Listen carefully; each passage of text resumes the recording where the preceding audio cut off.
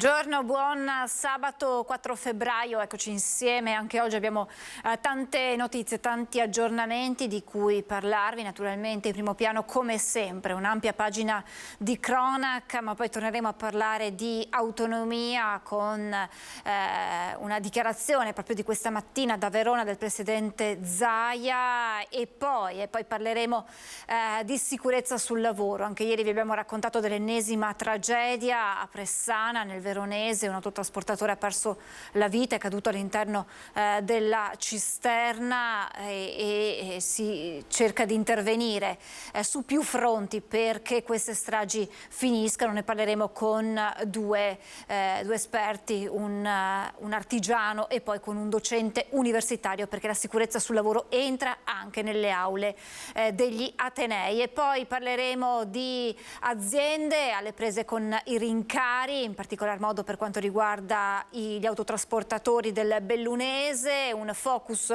sulla situazione in generale delle aziende e anche di quelle che potrebbero essere, proprio grazie all'autonomia, gli aspetti che possono andare a favore delle imprese e dell'economia in generale. Ed infine, nella giornata, oggi, la giornata mondiale contro il cancro, il racconto di una donna che parlerà della sua personale battaglia e poi di un'associazione di donne in aiuto di altre donne. Insomma, tutto questo è la nostra prima edizione, ma come sempre partiamo con la cronaca. Un anziano imprenditore del Veronese e la moglie selvaggiamente picchiati da due rapinatori nella loro villa di Mezzane. Siamo in provincia di Verona e adesso è caccia ai banditi. Costole e mandibole fratturate e il pensiero costante che quell'ora di violenza inaudita poteva costare loro la vita. Mentre Daniele Bellorio, 74 anni, e la moglie 68enne Mariella restano ricoverati in ospedale, i carabinieri sono a caccia dei banditi che hanno assaltato la villa dell'imprenditore del marmo di Mezzane, alle porte di Verona. 2. Passamontagna in volto, frasi in inglese ma accento dell'est. Potrebbero aver lasciato qualche traccia importante dentro l'abitazione dove la mattina di 2 giorni fa hanno sorpreso la 68enne mentre aveva appena aperto le finestre. Pugno in volto, la donna sviene, la trascinano in camera dove si trova il marito e cominciano a picchiare selvaggiamente anche lui. È un imprenditore, deve avere tanti soldi in casa, pensano, ma non è così. E allora, di fronte alle spiegazioni disperate e alle suppliche dei due coniugi, la loro furia sale. Legano gli anziani e continuano a picchiarli. Un'ora da incubo, prima della fuga con 4.000 euro e qualche gioiello. A trovarli poco dopo la domestica che fa scattare l'allarme. Avevano gli occhi fuori dalle orbite, pensavamo di morire, ha raccontato poi la donna in ospedale. La caccia alle belve è aperta.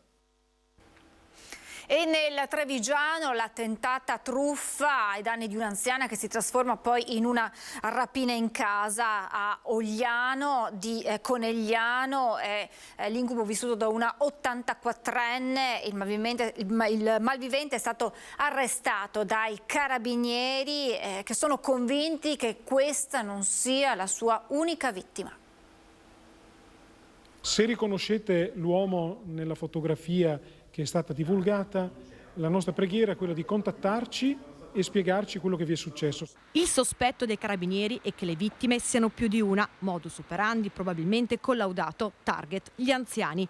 Come l'84enne vittima dell'episodio che ha fatto nascere l'indagine. Mirko Levac, 35enne di Vedelago, si è presentato come un carabiniere in borghese per poi truffare e rapinare un'anziana di Conegliano, strappandole dal polso un Rolex da 10.000 euro per poi ferirla a un braccio. È martedì pomeriggio quando in via Marcorà, a Ogliano, l'uomo bussa alla porta di casa della signora Anna, spacciandosi per un agente delle forze dell'ordine. Tutto studiato a tavolino. Prima del suo arrivo, infatti, squilla il telefono di casa della signora Anna. Dall'altra parte della cornetta una donna che finge di essere sua nipote. Questa tecnica che viene utilizzata prevede una telefonata all'anziana sul telefono fisso dell'abitazione in cui una persona si spaccia, una donna in questo caso, per la nipote, parlando in dialetto veneto, quindi c'è un approccio immediatamente familiare con la vittima, annunciandole di essere stato coinvolto in un gravissimo sinistro stradale, in ragione del quale, a titolo risarcitorio di presunta cauzione, deve versare gioielli o denaro contante. Dopo la telefonata, l'anziana preoccupata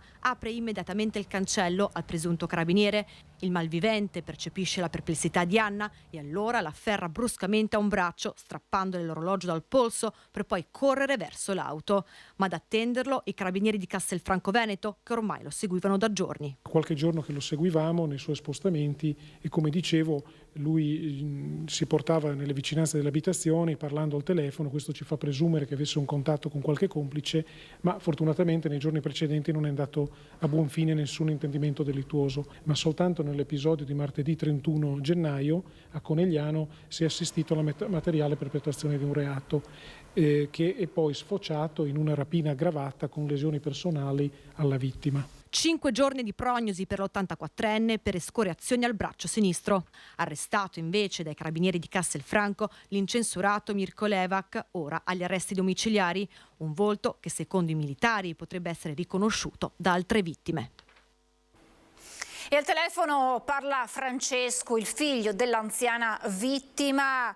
Racconta: mia mamma è ancora scossa e non riesce a credere di esserci cascata.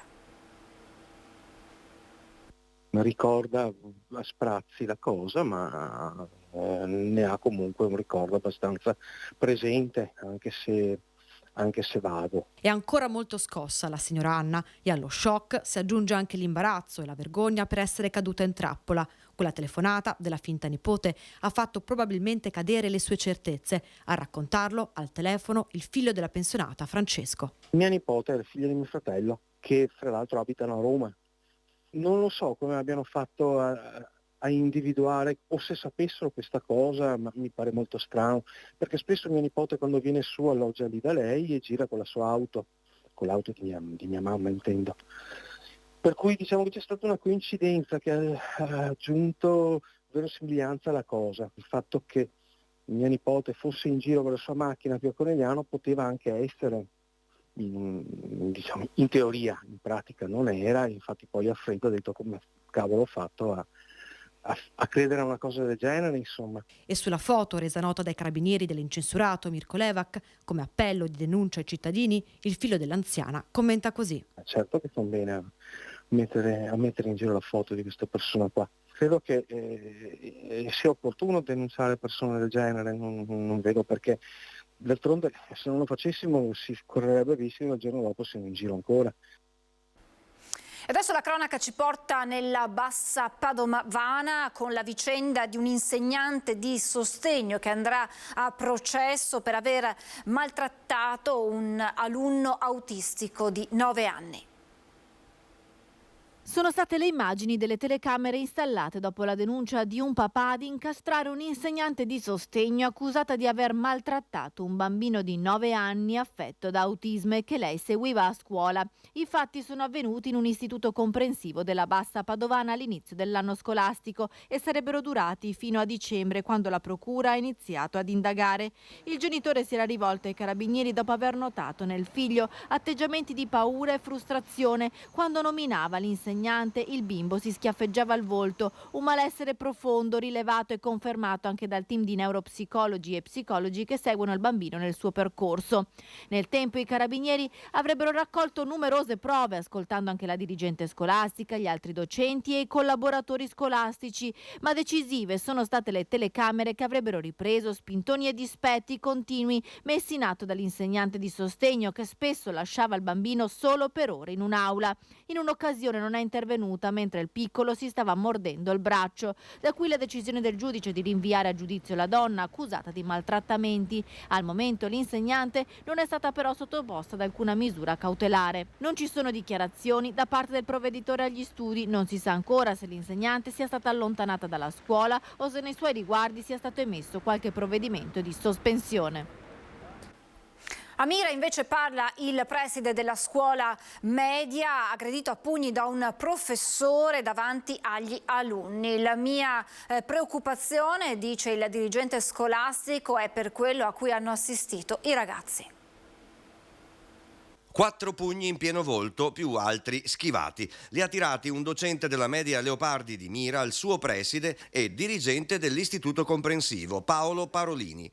Lunedì scorso i due avrebbero dovuto incontrare insieme, in tarda mattinata, i genitori di alcuni alunni. Il preside, incrociato il professore in corridoio, gli avrebbe ricordato l'appuntamento. Da qui sarebbe partita la violenta reazione del sottoposto, avvenuta sotto gli occhi di molti ragazzi. La spiegazione dovrà avvenire evidentemente con l'ausilio anche di un professionista, cioè di uno psicologo, quindi ho già chiesto allo psicologo della scuola se potrà fare dei passaggi nelle classi. Io mi sono solo fatto vedere nelle classi per assicurare i ragazzi che non mi ero fatto granché male, che stavo bene, perché giravano voci che il preside si era fatto molto male, aveva subito una frattura, niente di tutto ciò, quindi mi sono fatto prima di tutto vedere da loro.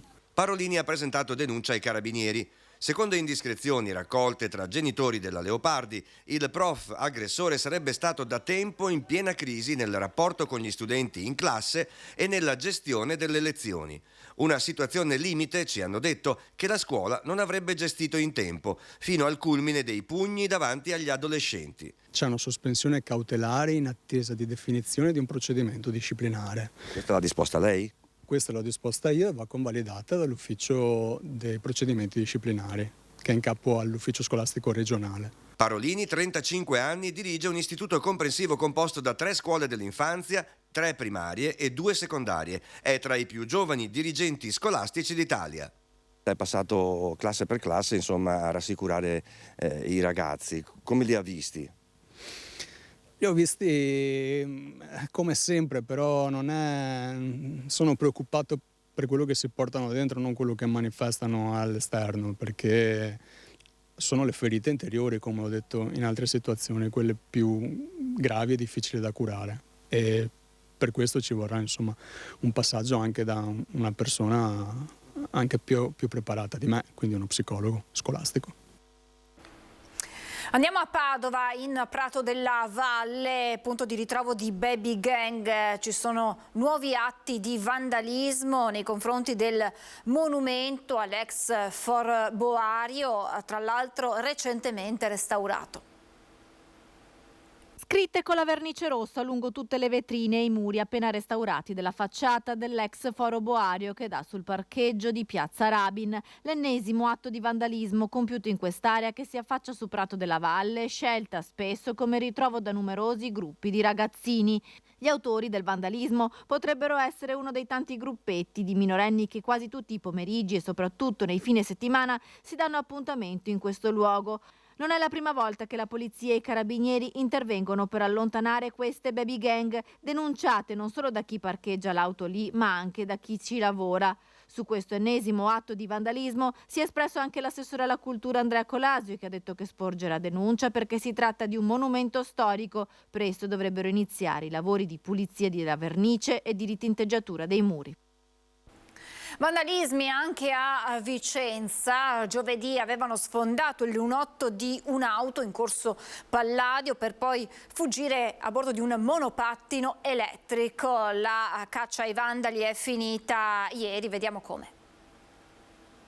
Un colpo improvviso, secco, e il vetro posteriore di quest'auto va in frantumi. Siamo in corso Palladio e 2 uomini, dopo aver preso di mira la macchina guidata da una donna, fuggono con il monopattino elettrico in pieno centro storico. Tra i testimoni anche l'assessore Matteo Celebron, che è stato uno dei primi a soccorrere l'automobilista sotto shock. Io sono stato, tra le altre cose, un testimone anche di quanto è accaduto in quei minuti, e quindi un grazie veramente ai cittadini e un grazie soprattutto alla polizia locale che fin da subito, anche diffondendo le immagini appunto dei cittadini, è andata alla ricerca dei responsabili. Siamo stati allertati da un cittadino che ha visto questa scena, 2 persone arrivare con un monopattino da Contrapporti verso Corso Palladio, e alla intersezione praticamente uno di questi 2 soggetti ha dato un pugno al lunotto posteriore del veicolo, rompendolo in frantumi. Ci siamo subito messi alla ricerca di questi 2 individui, dei quali uno indossava un giubbotto un po' appariscente.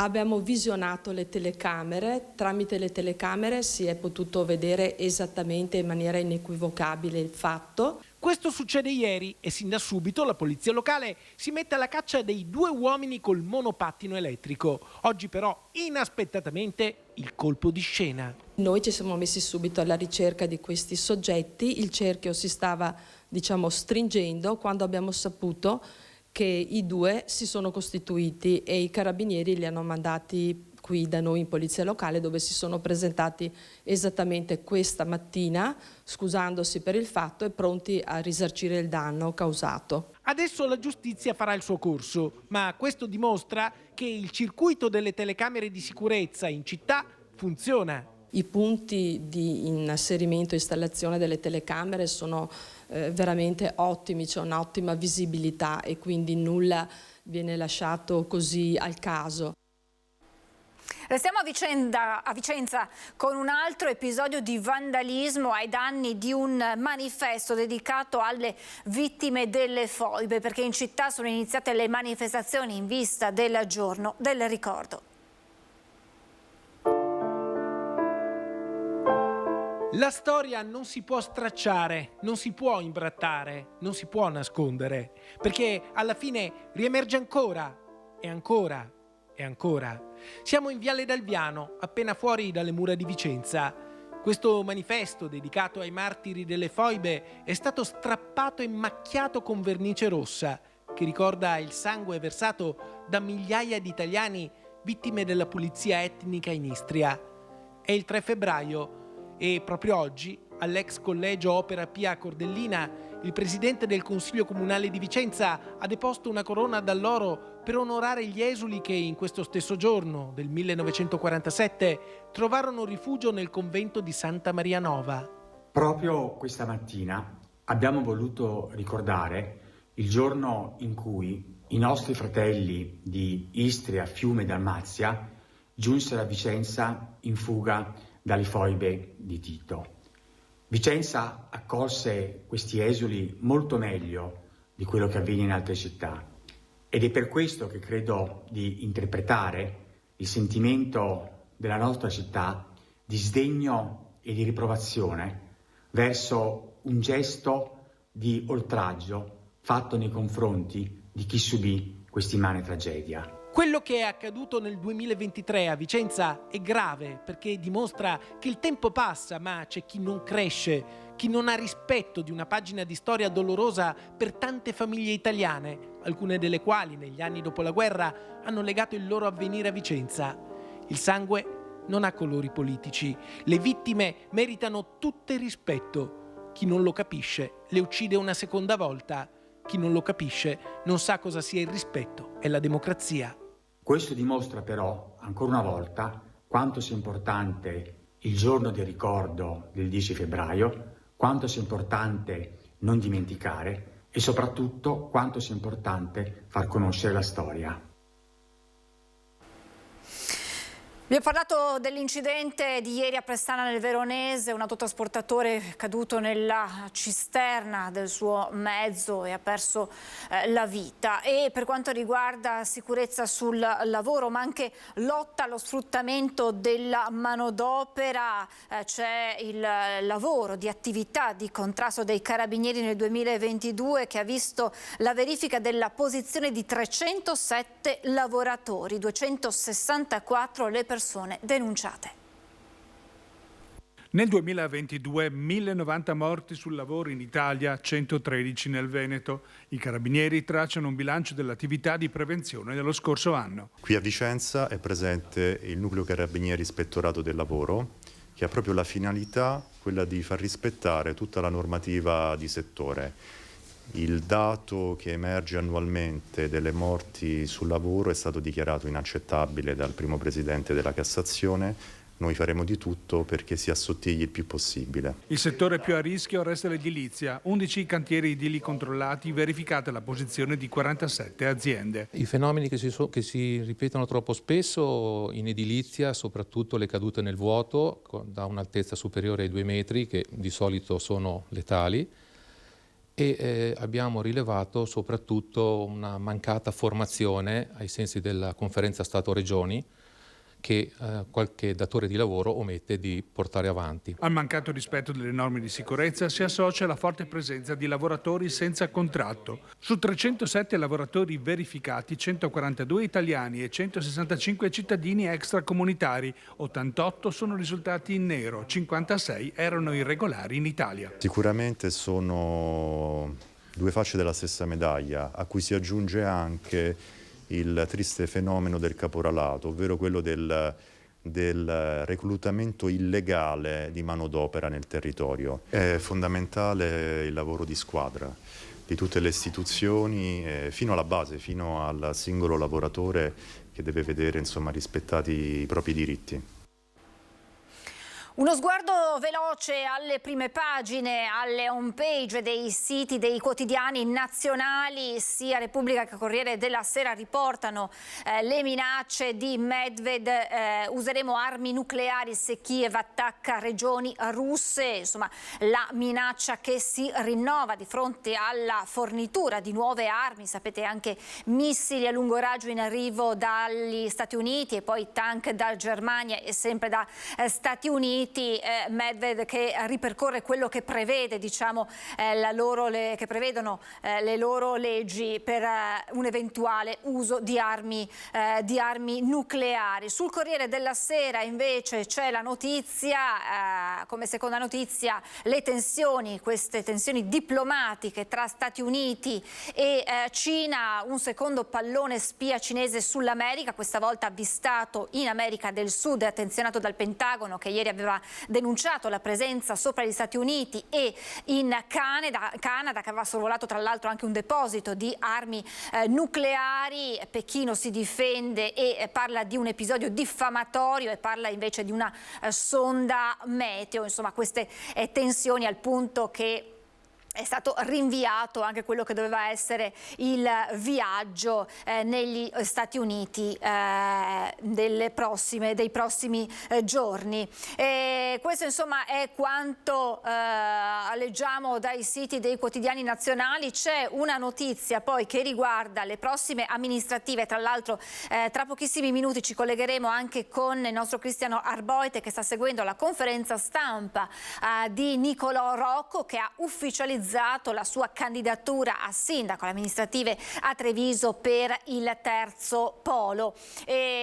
Amministrative che saranno anche a Vicenza, due nuovi sfidanti alla carica di sindaco dopo la ricandidatura del primo cittadino Francesco Rucco, che lo ricordate lo aveva annunciato proprio in diretta nella nostra prima edizione al microfono del collega Carlo Inghilleri, e la discesa in campo del consigliere regionale del Partito Democratico Giacomo Possamai. Ora scende in campo anche la lista civica con Claudio Cicero, impegno a 360 gradi, e Lucio Zoppello, rigeneriamo Vicenza insieme, entrambi ex assessori della giunta Rucco ma allontanati dal sindaco nel corso del suo mandato. A pochi mesi dalle elezioni, dunque, al momento i candidati alla poltrona di sindaco del comune di Vicenza sale a 4 e staremo a vedere se poi da qui a maggio, la data ufficiale non c'è ancora, il numero aumenterà ulteriormente.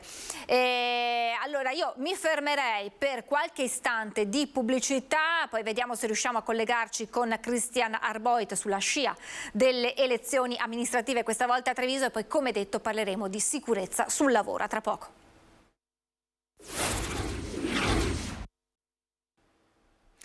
Rieccoci in diretta, ve lo avevo annunciato, è pronto come sempre il nostro Cristian Arboit insieme a Lucio Zanato dalla Loggia dei 300 nel cuore di Treviso, dove ha ufficializzato la sua discesa in campo come candidato sindaco del terzo polo per le amministrative di maggio a Treviso, Nicolò Rocco. Buongiorno Cristian.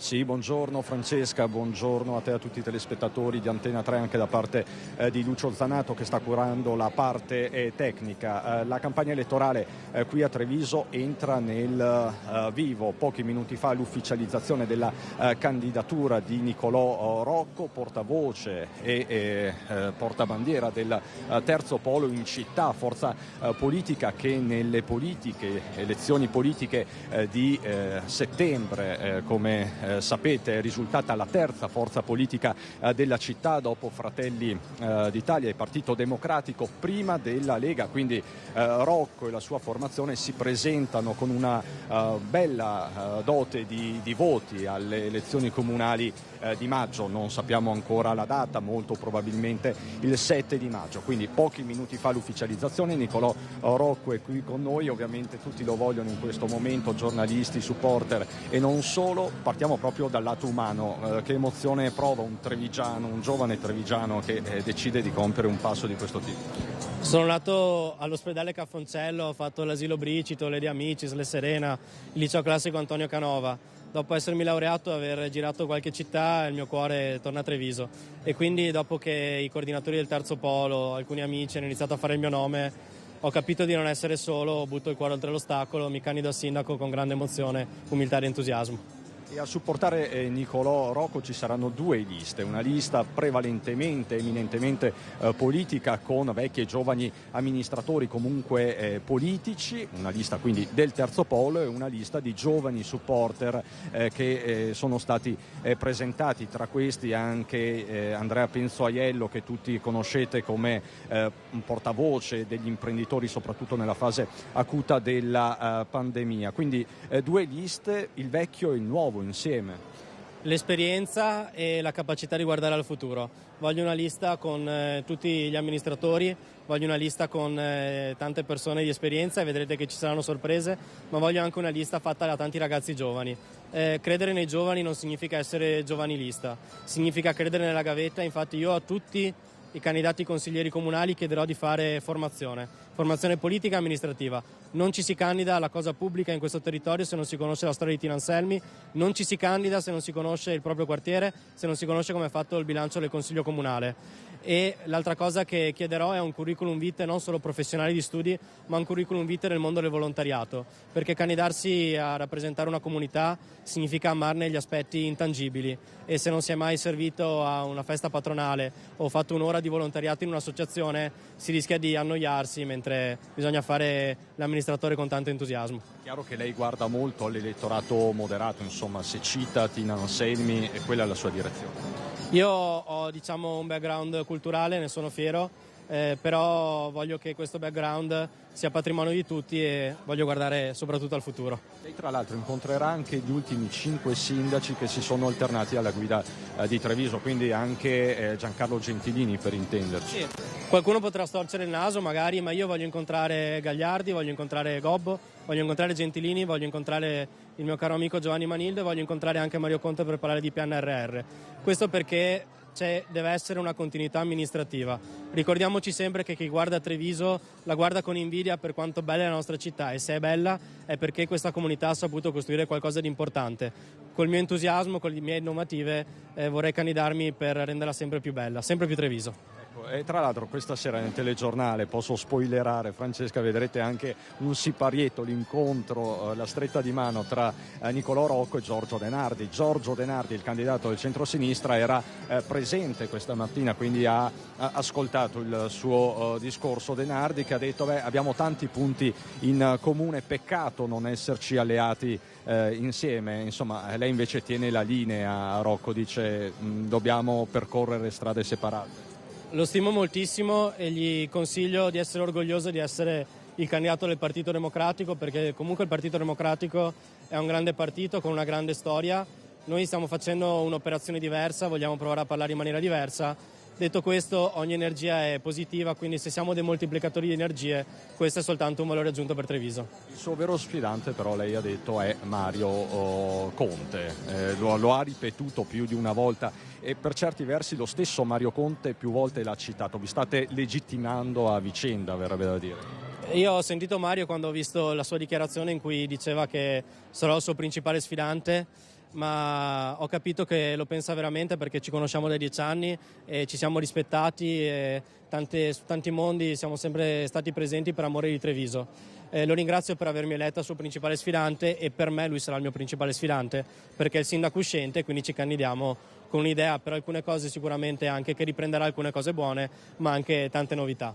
Venendo ai contenuti, questa è la tattica, la strategia politica ai contenuti. Lei ha individuato 2 priorità in maniera molto netta, la lotta all'inquinamento e la lotta alle solitudini, alla solitudine, ma meglio sarebbe dire alle solitudini. Sì, io sento di avere degli avversari in questa competizione elettorale, ma tutti noi abbiamo 2 veri nemici, l'inquinamento non solo da polveri sottili e le solitudini che si sono acuite con la pandemia l'abbiamo rimossa ma ha lasciato delle ferite pesanti, soprattutto nei ragazzi giovani, nelle persone anziane, nelle persone sole.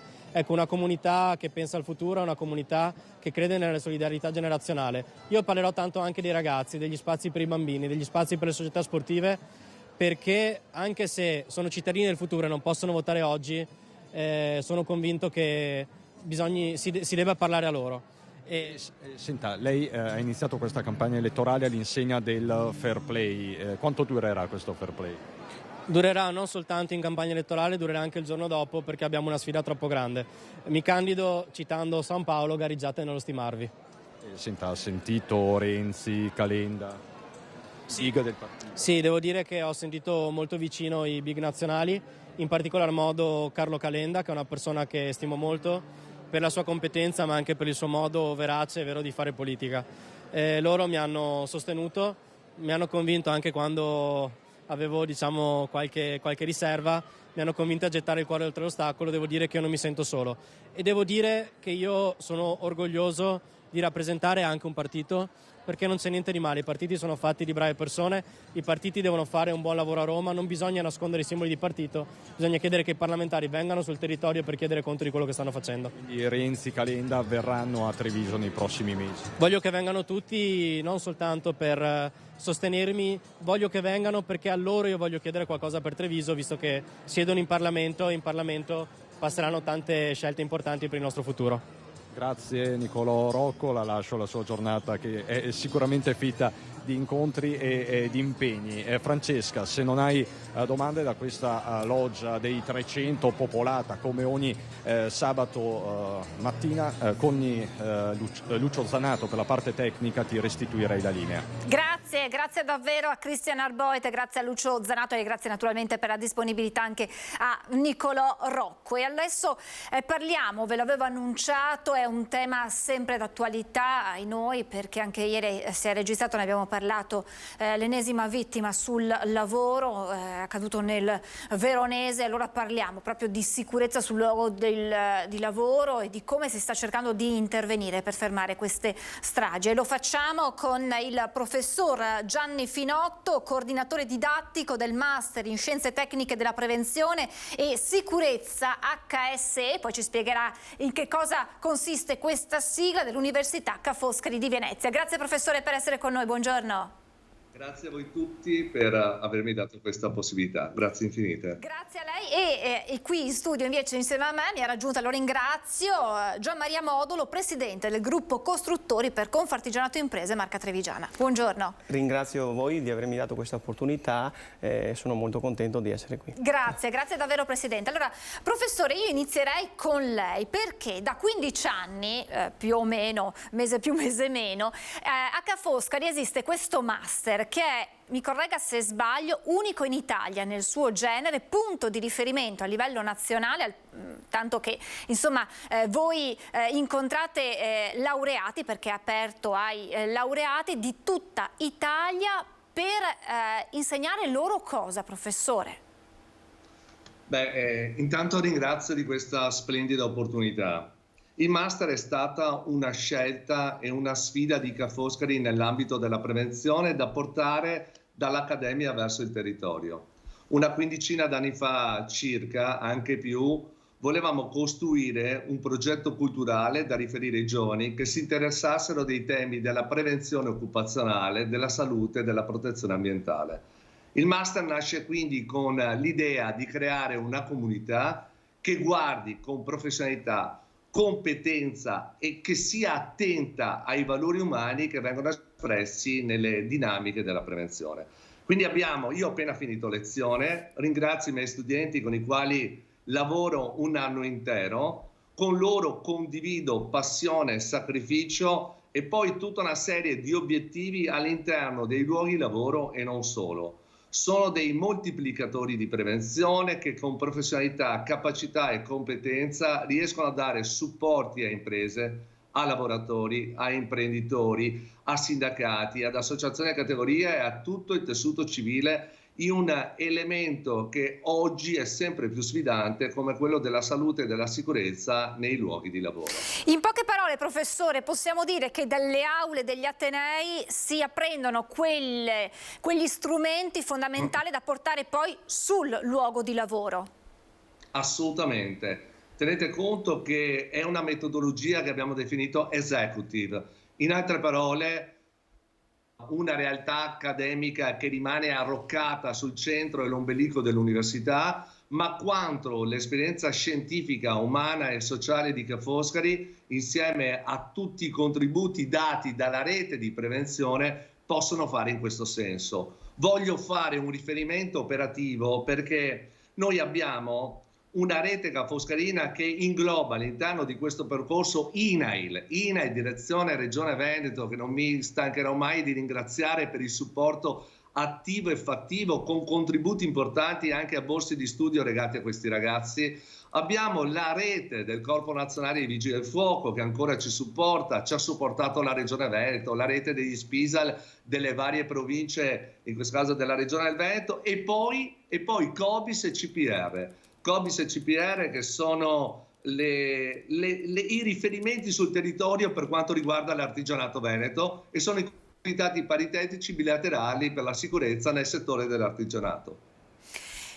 Presidente, è importante, lo avete detto anche voi con il vostro progetto di cui parleremo tra un attimo, sulla realtà virtuale che entra nei luoghi di lavoro per la formazione, parlare ai giovani, al punto che il giorno in cui avete presentato il progetto c'erano proprio i ragazzi delle scuole, perché sono loro quelli che saranno i lavoratori di domani e sono loro che devono apprendere quelle che sono le basi della sicurezza e farle proprie.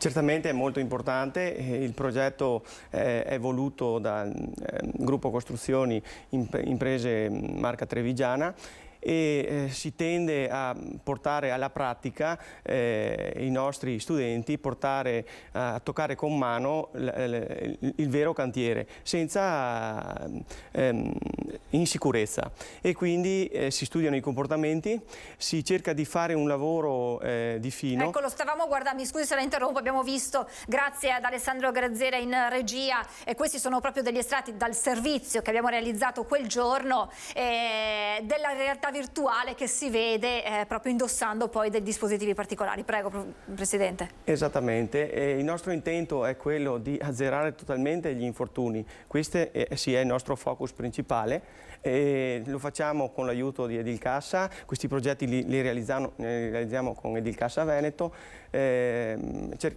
la mettiamo tutta. L'anno scorso abbiamo fatto un simile progetto con i comici Papu, abbiamo realizzato 15 cortometraggi che sono utilissimi come materiale didattico nella formazione. È tutto per dare quel plus in più ai nostri collaboratori e imprimergli uno stile di vita sicuro da condividere in azienda e poi nel mondo esterno, insomma. Professor Finotto, quando ci siamo sentiti lei mi raccontava che siete partiti con un numero ridotto, perché ricordiamo che è un master, è a numero chiuso naturalmente, un numero ridotto, e adesso non siete in grado di rispondere a tutte le richieste che arrivano, ripetiamo, da tutta Italia per seguire il vostro master. E questo è indicativo dell'importanza e della sensibilità che c'è nei confronti della sicurezza. È una sensibilità che è andata sempre in continuo aumento. I giovani sentono questo tema come un tema vero, come un tema sul quale possono fare molto e sul quale possono incidere veramente. Tenete conto anche come andamento. Il primo anno del master vedeva 30 persone, abbiamo il numero chiuso, 5 ragazze e 25 invece erano i maschi. Oggi, nell'ultima edizione, siamo praticamente alla nostra 15ª, diciamo che il numero di maschi e femmine si equivale, forse con una maggiore presenza di qualche punto in più del parco femminile, e questo è anche un segno importante di una materia che una volta sembrava un esclusivo appannaggio tecnico e maschile. Oggi si porta ad avere invece un orientamento più diffuso anche da un punto di vista dei percorsi di studio, e anche molto rivolta alla sensibilità che le colleghe donne sanno poi esprimere al meglio. Allora io vi chiedo di pazientare proprio pochi minuti, chiedo scusa al professore, chiedo scusa al presidente, ma se la regia mi conferma, non ce l'abbiamo ancora, allora attendo conferma dalla regia. Allora professore, faccio a lei questa domanda e la faccio anche al presidente. Lo so che è una domanda alla quale sarà difficile, probabilmente bisognerebbe aprire una trasmissione a sé per rispondere, ma abbiamo parlato della sensibilità, abbiamo parlato dei tanti fronti aperti, dalle aule universitarie ai corsi di formazione. Poi professore parleremo anche di questi, perché anche lei insomma collabora con gli enti, tra cui Confartigianato, proprio per i corsi di formazione. Ma allora perché ancora ci si infortuna e spesso, troppo spesso, si resta vittima di incidenti sul lavoro? Professore? Parto io? Sì. Ok. Beh, questa è la domanda delle domande. Lo so. Io ci sto lavorando da 30 anni praticamente e provo a darvi una mia riflessione in merito. Vedete, noi oggi abbiamo regole ben fatte, strutturate, disposizioni legislative presenti e uniformi su tutto il panorama comunitario. Abbiamo un sistema pubblico a prevenzione che a mio avviso funziona, però noi dobbiamo considerare che aspetti di questo tipo devono avere il passo lungo dell'intervento culturale. Abbiamo fatto molto, molte cose sono state fatte, però siamo ancora a un livello inaccettabile per quanto riguarda questa tematica. Il mio passaggio e la mia visione è che insieme a tutto quello che c'è oggi deve esserci un vero slancio culturale. Se non c'è un passaggio culturale in merito a questo, non riusciremo ad avere i risultati sperati. Che cosa significa fare cultura della sicurezza? Significa avere la sicurezza come valore centrale di un percorso di vita, di studi, di crescita di un cittadino.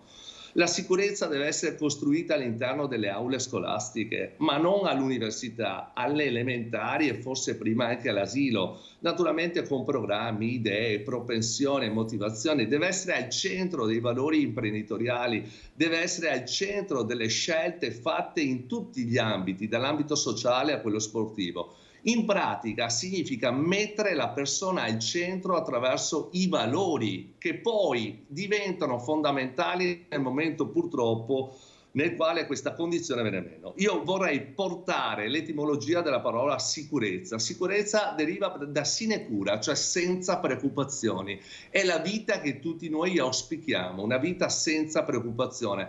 Però per avere una condizione di questo tipo è necessario creare quegli elementi culturali per arrivarci. Chiudo con un percorso. Agire sicuri è il conseguente comportamento di un'azione antecedente. Pensare sicuri ed essere sicuri.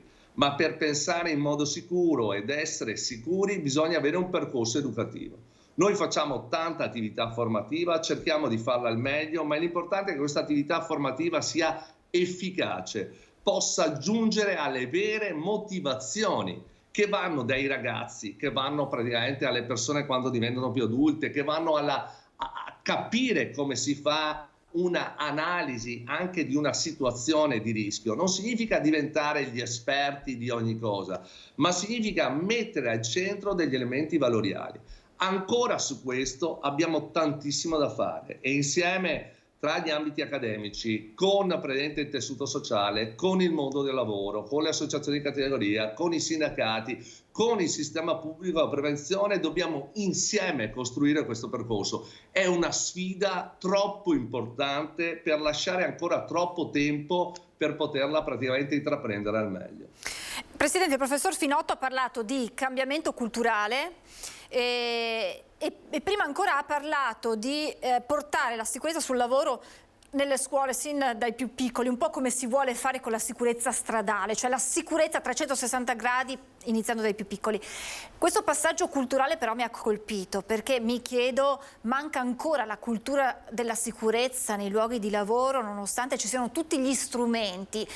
Può essere che a volte si sottovaluti il pericolo, penso magari ai lavoratori quelli più anziani che fanno questo lavoro da anni e che magari dicono l'ho fatto, lo faccio ogni giorno, vuoi che succeda, e poi sta lì proprio che accade. Sì, purtroppo sì, purtroppo sì. Condivido in pieno il discorso del professor Finotto. La parola senza preoccupazione dovrebbe essere sì alla base, però a volte pensando ho sempre fatto così ci si mette in pericolo.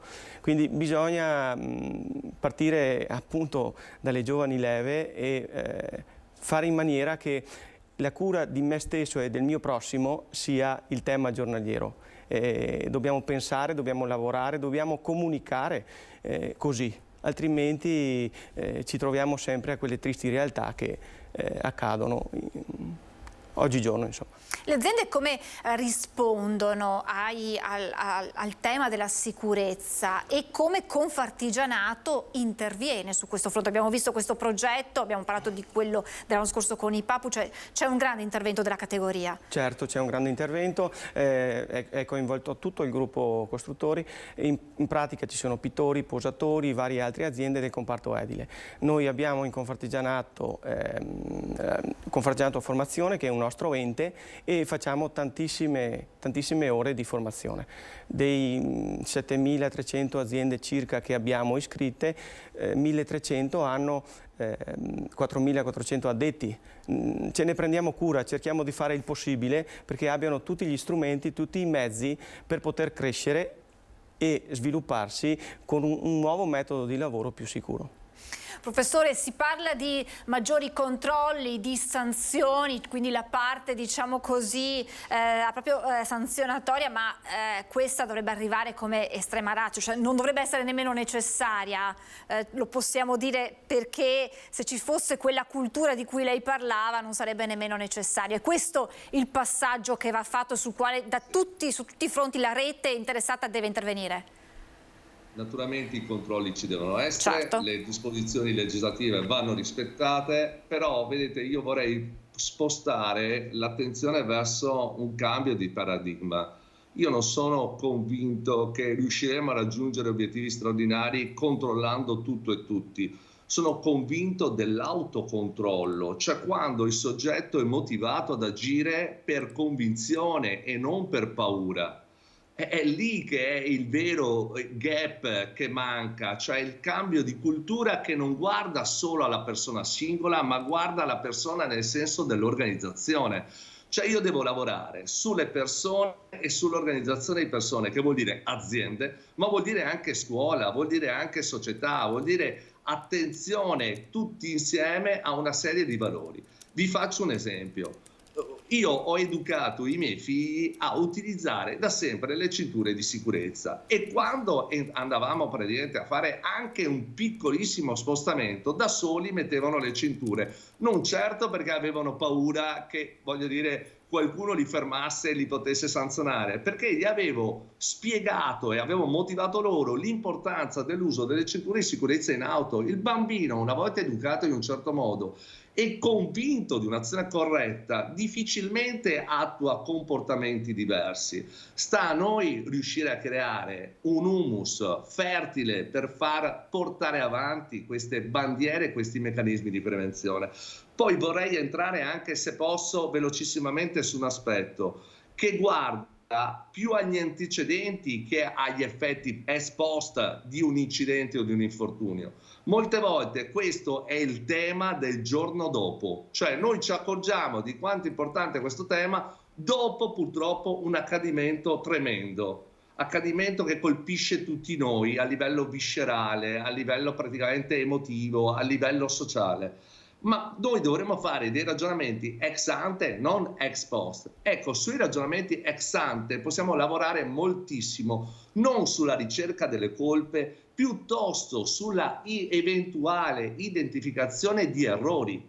lavorare sul comprendere cos'è un errore, su come migliorare praticamente le proprie prestazioni, su come gestire un errore, su come migliorare gli aspetti che guardano a una condizione d'errore che poi viene a essere risolto. Invece noi in genere che cosa facciamo? Dopo cerchiamo una colpa di qualcuno. Da un punto di vista, in questo caso giudiziario, vi saranno tutti gli atti necessari, ma da un punto di vista preventivo questa misura, abbiamo visto, non è particolarmente efficace.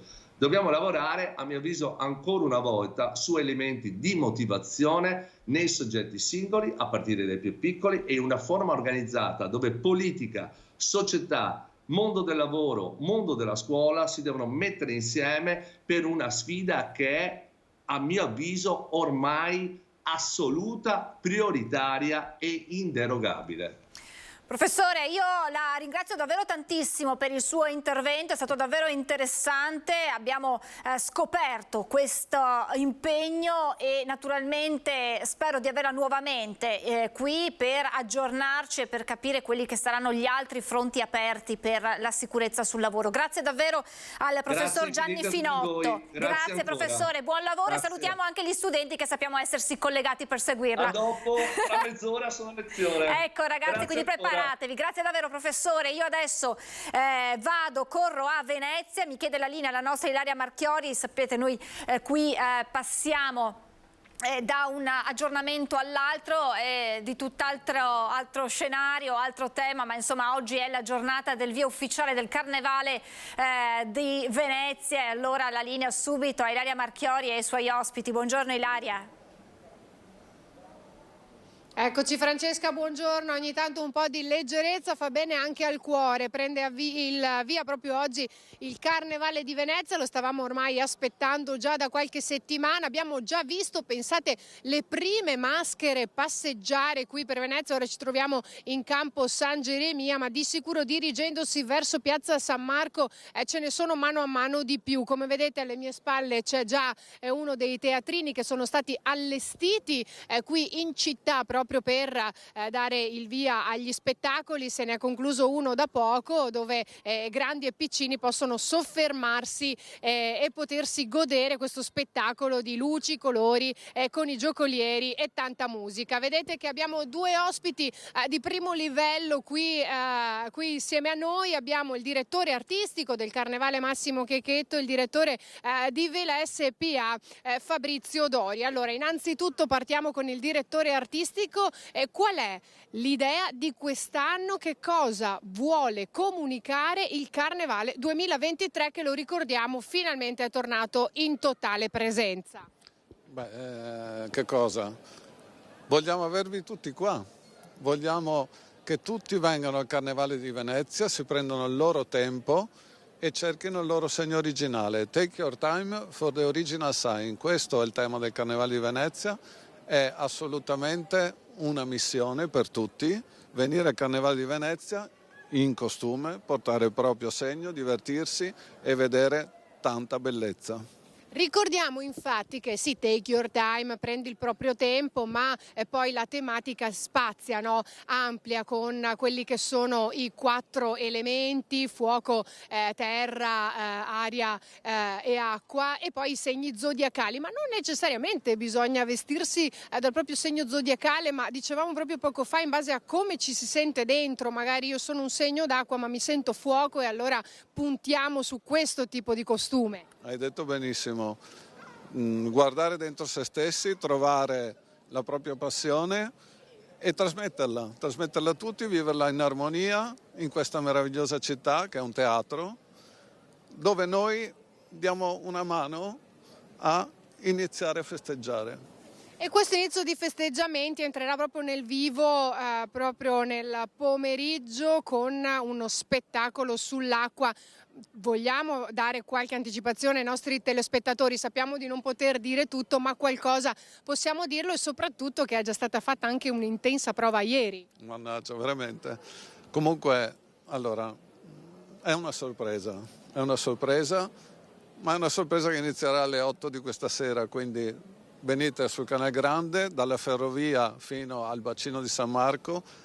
C'è una grandissima barca creatura che abbiamo chiamato Original Dreamer, con tutti i protagonisti del Carnevale di Venezia, con effetti speciali, con musica, una cosa pulsante e viva che attraverserà tutta la città portando la Maria dell'anno scorso Alice Bars fino a San Marco.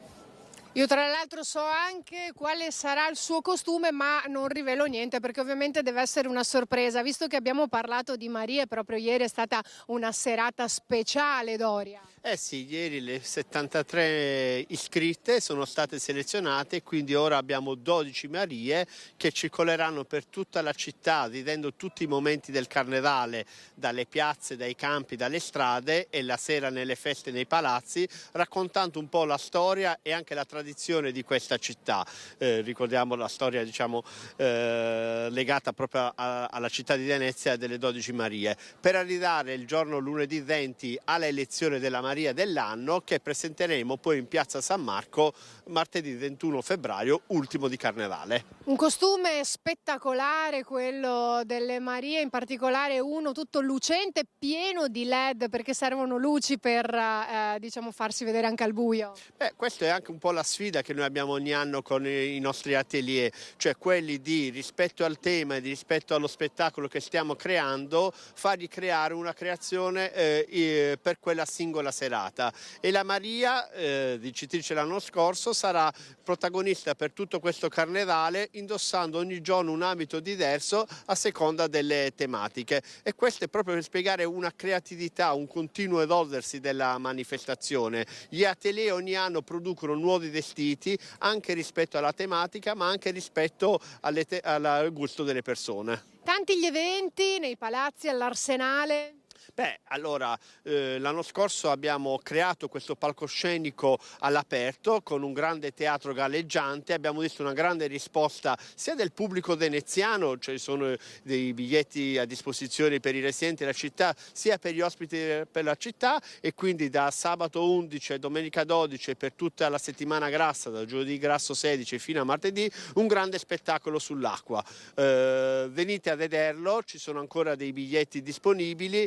È anche un'occasione per scoprire uno spazio incredibile della città quale l'Arsenale di Venezia. Allora, sappiamo che questo sarà un carnevale diffuso, non ci sarà il volo dell'angelo per questioni logistiche, ci sono dei cantieri, quindi questa è stata la scelta di quest'anno, ma diffuso quindi anche al di fuori di Venezia città.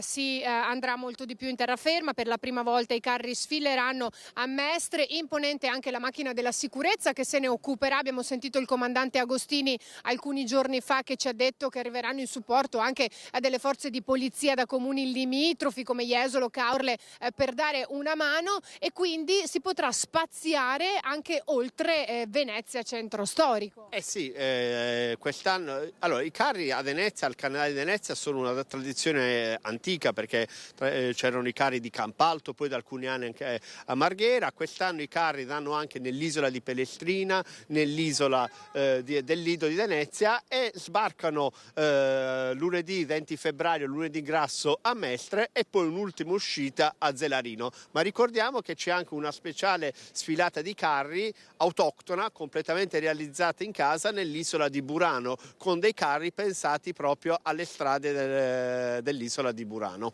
Allora, prima di salutarci, a meno che tu, Francesca, non abbia qualche domanda o qualche curiosità da chiedere ai nostri ospiti, io ho una domanda a ciascuno, vediamo se mi rispondono. Partiamo con Massimo. Allora, quale sarà il costume di punta che lei ha deciso di indossare? Questa sera sarò il capo corsaro di una maledetta ciurma di eroi, e poi una sorpresa. Una sorpresa, però qualcosa mi dice che potrebbe essere molto colorata, molto, diciamo, focosa. Eccoci qui. Benissimo, invece per quanto riguarda Fabrizio? Io ho una passione per i vestiti militari, e quindi diciamo ogni anno con i vari atelier mi confronto con loro per un nuovo vestito militare, però quest'anno il tema del direttore artistico mi impone che almeno un giorno dovrò cercare un proprio segno originale, e quindi lo sto ancora cercando. Benissimo, allora ormai il tempo stringe, quindi bisogna sbrigarsi, ecco, su questa ultima curiosità. Francesca, se non ci sono domande, io ringrazio i nostri ospiti, Massimo Checchetto, il direttore artistico, Fabrizio Doria, direttore di Vela SPA, restituisco la linea qui da Campo San Geremia, Venezia. Grazie Ilaria, grazie ai tuoi ospiti. Poi Ilaria, in privato mi dirai tu invece che costume di carnevale userai per questo Carnevale 2023. Grazie ad Ilaria Marchiori e grazie ai suoi ospiti. Buon lavoro naturalmente a tutti quanti. Ritorniamo a noi. Abbiamo parlato di sicurezza sul lavoro, abbiamo parlato soprattutto di sicurezza sul lavoro per quanto riguarda i cantieri, perché sappiamo essere purtroppo il luogo che spesso registra degli infortuni anche mortali. Veniamo alla parte più prettamente economica per quanto riguarda il vostro settore, Presidente. L'ultima domanda che volevo farle era relativa a quel tema che preoccupa il vostro settore, che è quello della direttiva europea, ne abbiamo parlato anche nelle scorse settimane, che prevede l'efficientamento energetico degli edifici da effettuare entro 7 anni, e questo per una miglioria dal punto di vista ambientale, per ridurre le emissioni di CO2. Ma questo preoccupa i cittadini da una parte per quella che potrebbe essere la spesa economica, ma anche le imprese. C'è stato detto dal Presidente ANCE Veneto, i tempi non ci stiamo in queste tempistiche, servirebbe intervenire su un numero enorme di edifici all'anno, ma c'è un altro problema che lei evidenziava che riguarda il personale. Esatto. La manodopera deve essere molto tecnica, molto formata, mancano queste persone, le cerchiamo, andiamo nelle scuole, andiamo sulle nuove leve, proviamo in tutte le maniere, però non c'è. E dobbiamo fare di tutto per averla, perché possiamo raccogliere la sfida che ci lancia l'Europa solo facendo dei buoni lavori e non con cose incerte come magari sono state fatte in passato, un sistema un po' così che cambia norme continuamente e mette in crisi le organizzazioni. L'impresa ha bisogno di pianificare, di organizzare, di formare, in maniera che si presenta col proprio prodotto sul mercato, si presenta con un'opera fatta bene, come deve essere, e senza problemi, con le dovute garanzie. Se i nostri collaboratori non hanno sufficiente preparazione, non hanno sufficiente organizzazione, purtroppo noi rischiamo di fare delle brutte figure e fare spendere soldi inutili ai nostri clienti. È meglio avere qualcosa di più sicuro per questa sfida che ci lancia l'Europa, cioè bisogna fare in maniera di avere organizzazioni ben preparate, ben pronte ad affrontare questo tema. Altrimenti non si riuscirà, perché ci sono i tempi, che sono tempi stretti, i costi, e sappiamo quanto, quando si parla di lavori, i costi incidano e cambino anche di settimana in settimana, perché i costi delle materie prime, l'abbiamo capito ormai, sono avvolti nell'incertezza, e in più questo tema qui rischia di mettere in crisi le aziende e il comparto in generale. Esattamente, perché purtroppo il mercato si comporta in maniera, diciamo, c'è del dumping sui materiali, ci sono la perdita di valore degli edifici, ci sono delle cose che mettono in crisi le aziende e le fanno competere in maniera non virtuosa. Quindi magari le piccole aziende soffrono un po' di più perché hanno numeri più piccoli, magari le grandi aziende possono fare delle commesse più importanti e sopravvivono, ma noi piccoli abbiamo bisogno di certezze, abbiamo bisogno di pianificazione per poter dare il meglio delle nostre esperienze. Perché sappiamo che poi il tessuto economico nostro è rappresentato dalle piccole aziende, sono loro il vero soggetto. Come si fa? Che cosa manca? Manca un dialogo con le scuole? Manca quel passaggio dalla scuola al lavoro? Manca la voglia dei ragazzi, lo si dice spesso, di avventurarsi in questo tipo di lavori? Che cosa manca, Presidente? Esatto.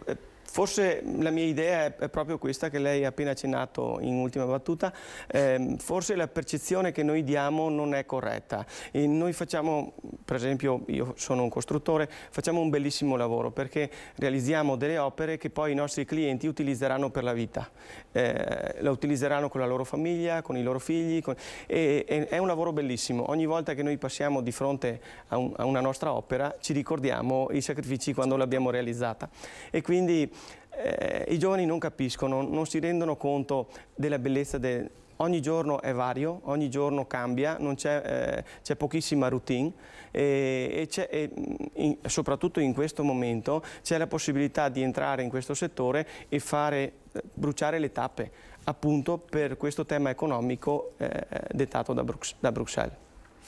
Presidente, io la ringrazio.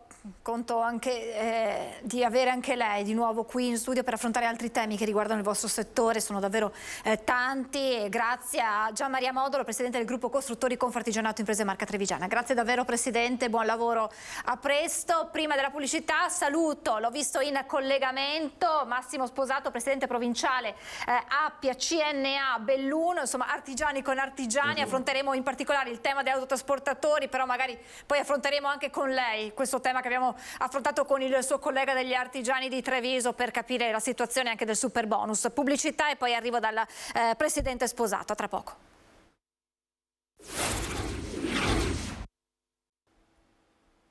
Rieccoci in diretta, saluto nuovamente il Presidente Provinciale di Appia CNA Belluno, Massimo Sposato. Grazie davvero per essere con noi, Presidente. Grazie a lei e buongiorno a tutti i telespettatori. Allora, Presidente, c'è un allarme che voi avete lanciato per quanto riguarda il settore degli autotrasportatori relativo agli aumenti, da un lato del carburante, ce ne rendiamo conto tutti noi, e dall'altro dei pedaggi, in particolar modo per chi affronta l'autostrada A27, territorialmente quella che più vi interessa, perché questo sommato come pesa sulle casse delle aziende e degli autotrasportatori, Presidente? Noi abbiamo stimato circa in 10.000 euro all'anno la maggiore incidenza dei costi del carburante, e quindi su un'azienda piccola si fa sentire, è molto pesante. Su un'azienda con 2 o 3 veicoli insomma l'incremento è evidente. Chi ha molti più mezzi comincia a esserci 200-300.000 euro di spese in più che possono pesare pesantemente sul bilancio. Circa 2 milioni di euro abbiamo previsto di incremento l'anno scorso rispetto all'anno precedente. E questo va letto sia per le aziende che hanno più mezzi e sia per le aziende più piccole, come diceva lei, che magari hanno un solo mezzo per lavorare ma che sentono pesantemente di questi aumenti. Assolutamente sì, è un aumento che poi va per forza ribaltato al cliente, ma questo va a incidere su tutta la catena e crea difficoltà poi a stare all'interno dei prezzi, anche in concorrenza a altri competitor fuori Italia che possono offrire dei prezzi diversi proprio perché magari hanno incentivi più convenienti, e anche il maggior ricaro del carburante poi si riesce a assorbire soltanto distribuendo il costo a chi arriva dopo sulla catena della fornitura. Come si sopravvive a tutto questo? Come riescono a far fronte a questi aumenti le aziende?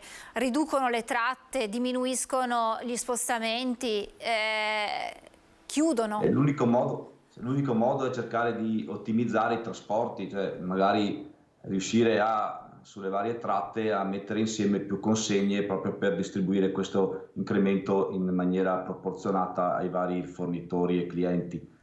C'è da dire che se non si interviene con una verifica costante dei prezzi medi alla pompa e non si cerca di equiparare il prezzo in Italia rispetto, come dicevo prima, alla media europea, il problema sarà sempre più complicato da risolvere. Oltre a quello che diceva lei prima sulla questione dell'aumento dei pedaggi autostradali, quindi diventa veramente complicato gestire questo tipo di situazione. Voi parlate, leggo dal vostro comunicato, di colpo mortale per le piccole e medie imprese. Come diceva lei prima, chi ha un solo mezzo, insomma, l'incremento è importante. Non è possibile riuscire a contenere questi costi, perché sono proprio costi diretti. Quindi bisogna trovare un sistema e un modo alla fonte, cioè all'origine, quindi bisogna intervenire sulle accise e sui prezzi proprio stabiliti anche a livello nazionale. Ma c'è il rischio che qualche azienda, pensiamo proprio a quelle più piccole, non ce la facciano a sopportare questo carico? Il rischio c'è, ma noi oggi siamo fiduciosi che si possa trovare la soluzione a questo problema. Tenga presente che chi ha un'azienda piccola chiaramente dovrà andare a ridurre i propri margini di guadagno per poter essere competitivo. Io immagino che un'azienda più grande abbia necessità di contenere i costi andando a tagliare qualche altro servizio. Ma il rischio poi alla fine per qualsiasi tipo di azienda è quello di far ricadere sul cliente finale i rincari, creando poi quel circolo vizioso che rischia di bloccare poi tutta la nostra economia. Sì, quello che dicevo prima, alla fine il cliente finale deve assorbirsi questo maggior costo. Insieme a tutti gli altri aumenti rende ancora più difficile far sì che, che le soluzioni messe in atto dai vari imprenditori possano essere efficaci, proprio perché, come dicevamo prima, è difficile intervenire a chi consuma poi effettivamente il carburante, perché se non fa il pieno al camion o al mezzo di trasporto chiaramente sta fermo e quindi non lavora. Quali sono le proposte che voi avanzate come CNA, Presidente? Noi abbiamo avanzato a livello nazionale la possibilità di partecipare e portare il nostro contributo ai tavoli che sono stati istituiti per monitorare l'andamento dei prezzi dei carburanti. Siamo convinti che si possa intervenire sull'ottimizzazione delle infrastrutture e quindi rendere i percorsi più agevoli e più brevi e poi, come dicevo prima, bisogna intervenire sul prezzo alla fonte, quindi si deve fare un lavoro di squadra. E il lavoro di squadra però sappiamo quanto sia difficile, anche il tema delle accise. Noi qualche settimana fa avevamo avuto il presidente degli autotrasportatori di Confartigianato per quanto riguarda Treviso, che ci parlava di una promessa che era stata fatta in occasione della loro assemblea dal ministro Salvini per quanto riguardava le accise, ma per i mezzi di trasporto, per i camion sopra una certa tonnellata. Per quelli più piccoli invece le accise non sarebbero state toccate, quindi andava a colpire proprio gran parte delle nostre realtà. Ne parlavamo prima con il presidente Modolo, poi il piccolo fa parte del nostro tessuto economico. Che aspettative avete dal governo in tal senso e che corridoio di dialogo avete aperto? Come pensate di muovervi insomma in tal senso, anche proprio in quell'ottica di far squadra, di far rete? Noi abbiamo avuto un momento in cui il governo ha posto un tetto al costo del carburante. C'è stato un minimo di ripresa, l'abbiamo visto anche alla pompa, il prezzo pagato da tutti che era leggermente più basso. Assestandosi attorno ai 2 euro diventa complicato e se non si interviene come associazione di categoria, il piccolo imprenditore non è in grado di far sentire la propria voce. Quindi come avranno fatto i miei colleghi della Confartigianato o di altre CNA provinciali, ci siamo messi in squadra a livello anche regionale per essere più presenti e per far sentire la nostra voce. Tenga presente che il nostro tessuto di aziende è composto da maggior parte da piccole realtà a livello artigianale, quindi non possiamo fare altro che portare la loro voce al tavolo del governo e del ministero per farla sentire il tessuto per la nostra provincia, ma non solo, che ha bisogno di essere aiutato su questo argomento. Che poi questo, Presidente, questi aumenti, questi rincari bloccano anche tutte quelle che sono poi operazioni di investimento, di crescita, nel senso che poi naturalmente si deve fare la manutenzione del proprio mezzo perché è fondamentale, e però magari si evita di acquistare un nuovo mezzo che sappiamo avere poi prezzi davvero impegnativi e si si deve rinunciare anche a nuove assunzioni, e questo poi le chiedo, ma le assunzioni poi ci potrebbero essere, ci sono autotrasportatori, c'è un cambio anche generazionale, o il tema delle assunzioni rimane problematico proprio perché manca la richiesta? Ha toccato un tema veramente importante, che è quello della difficoltà di trovare personale. Il settore dell'autotrasporto, come tutti gli altri settori, in questo momento stanno vivendo un periodo difficile e complicato proprio perché non ci sono persone che possono impegnarsi in questo tipo di attività. La questione di rinnovare il parco mezzi potrebbe essere interessante perché si potrebbe portare all'interno dell'azienda dei mezzi più efficienti e quindi ridurre quelli che sono i consumi. Però rimane il problema del personale, della manodopera, e questo lo vedo come un maggior ostacolo in questo momento che si deve superare. E come si supera? Secondo me si può superare facendo della formazione, andando nelle scuole, cercando di far arrivare nel nostro territorio delle persone da fuori, dall'estero, cercando di essere attrattivi, offrendo degli incentivi, però non so se non siamo in grado di sopperire a quelle difficoltà che possono esserci a livello infrastrutturale o di servizi che necessitano di un intervento più ampio. Se si riesce ad andare a cogliere anche delle persone, formarle nel loro paese per poi portarle qui, potrebbe essere una soluzione interessante. Questo è un tema, quello della mancanza di personale, che riguarda ogni settore, ne abbiamo parlato anche durante l'estate per quanto riguarda proprio tutto quello che è il settore turistico, quindi è un tema trasversale che riguarda anche l'edilizia, e voi per quanto riguarda proprio questo settore avete lanciato un altro allarme per quanto riguarda il 2023, Presidente, legato ad un settore che rischia di bloccarsi anche alla luce di quelle che sono state le novità introdotte per il 110, che era stato creato proprio per dare una boccata d'ossigeno ad un settore che soffriva particolarmente, quello dell'edilizia, che aveva risposto in modo positivo a questo bonus con una grande ripresa. E adesso che cosa si prospetta per l'anno appena iniziato? Si prospetta un periodo complicato.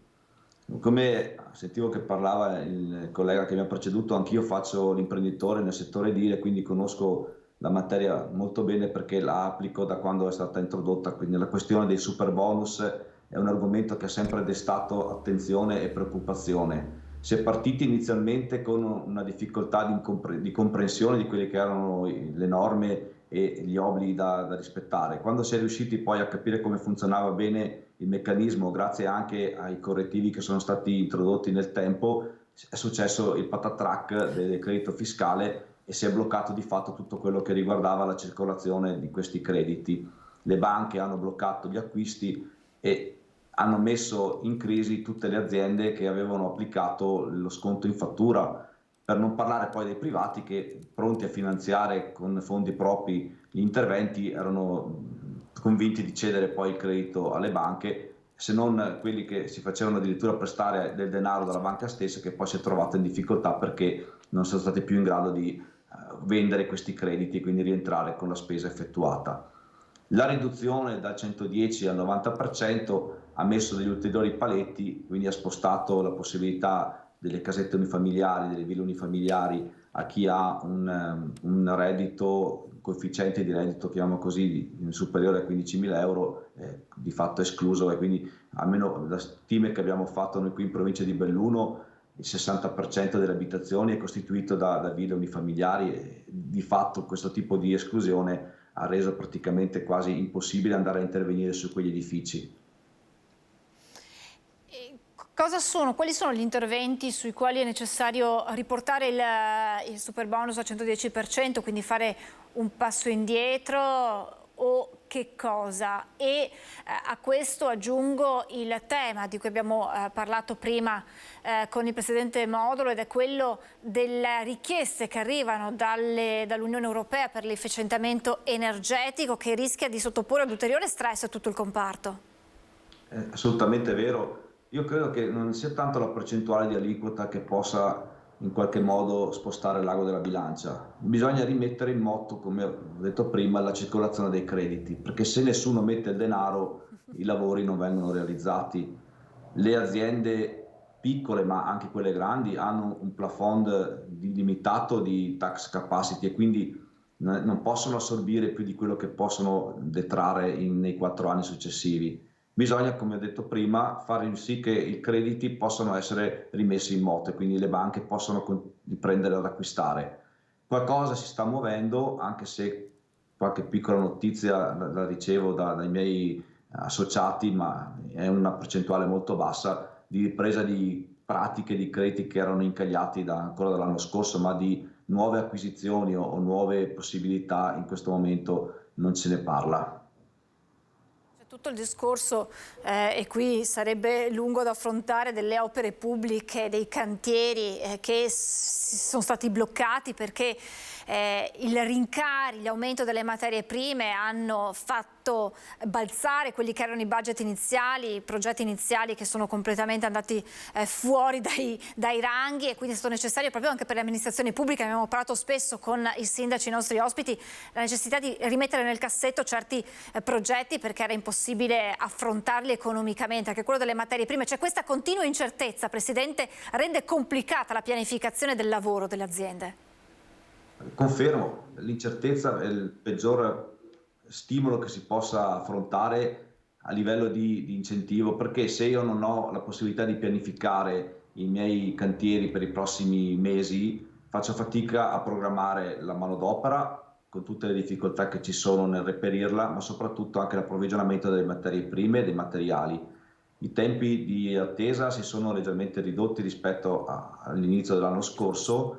L'incremento dei costi alla fine poi è stato ribaltato sul cliente di fatto, e questo ha limitato il numero di interventi che si potevano fare. In ambito pubblico c'è il problema di alcune gare che sono andate deserte proprio perché i prezzi sono dimostrati non in linea con i prezzi reali, e quindi bisogna intervenire in maniera importante su tutto quello che è la filiera della costruzione, a partire dalla produzione, perché se io riesco a produrre i materiali con dei costi energetici più bassi, chiaramente diventa poi più basso il prezzo di vendita.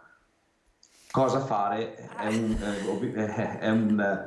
Non ha una risposta unica, cioè, si potrebbe parlare ore di questo argomento, ma secondo me bisogna, come ho detto prima, in questo momento fondamentale, anche alla luce di quello che sta succedendo a livello europeo sulla questione dell'obbligo di classificare gli edifici in classe E dal 2030 e successivamente ancora più restrittivo, bisogna cominciare a rendere più facile l'incentivo e in qualche modo dare una mano alle famiglie in modo che possano poi affrontare le opere con serenità, dando, la cosa più importante che sottolineo, dando tranquillità, sicurezza e non modificando continuamente le norme. E tenere duro quello che hanno imparato a fare le aziende in tutti questi anni di difficoltà, prima della pandemia, poi insomma i rincari legati in qualche modo, ma forse non solo alla guerra in Ucraina. L'ultimissima domanda, Presidente, se vuole rispondermi, l'autonomia in che modo potrebbe aiutare in tal senso, se ha seguito insomma le novità, questo passaggio in Consiglio dei Ministri, che polemiche sta suscitando perché non è quello che effettivamente dice il centrosinistra serve al Veneto, il plauso del centrodestra, ma al di là di quelle che sono il confronto politico dai territori, come viene letto questo? E proprio il passaggio dell'autonomia in sé. Io lo leggo con molta speranza e fiducia, però il tempo di attesa lo prevedo di qualche anno, quindi ho paura che quando diventerà efficace a tutti gli effetti sia tardi, perché dobbiamo intervenire velocemente sull'aspetto di rimettere in moto quello che sottolineo è importante, la circolazione del denaro, perché altrimenti l'autonomia sicuramente darà una mano, ma ho paura che arriverà quando le cose sono già messe male. Ci auguriamo di no, ci auguriamo che insomma ci sia un cambio di marcia a più livelli e che questa volontà dimostrata dalle aziende in tutti questi anni venga premiata con degli interventi mirati. Io intanto la ringrazio davvero tantissimo, abbiamo affrontato molti temi insieme a lei, ci daremo appuntamento a breve per affrontarne di nuovi, perché sappiamo come il territorio del bellunese poi spesso faccia storia a sé sotto molti punti di vista, e quindi torneremo ad aggiornarci insieme a lei. Grazie davvero al Presidente di provinciale Appia, CNA Belluno, Massimo Sposato. Grazie davvero Presidente, buon lavoro e buon fine settimana. Grazie a voi e un saluto, grazie. Grazie davvero e ricominceremo a parlare di autonomia imprese. Ho visto in collegamento, buongiorno a Nicola Palumbo, consulente del lavoro. Grazie davvero per essere con noi, tra pochissimo ripartiremo da qui. Dottor Palumbo, le chiedo però di pazientare, ho la pubblicità, il meteo e poi subito da lei per affrontare il tema dell'autonomia e imprese, ma poi anche del momento delicato che stanno vivendo le nostre aziende. A tra poco.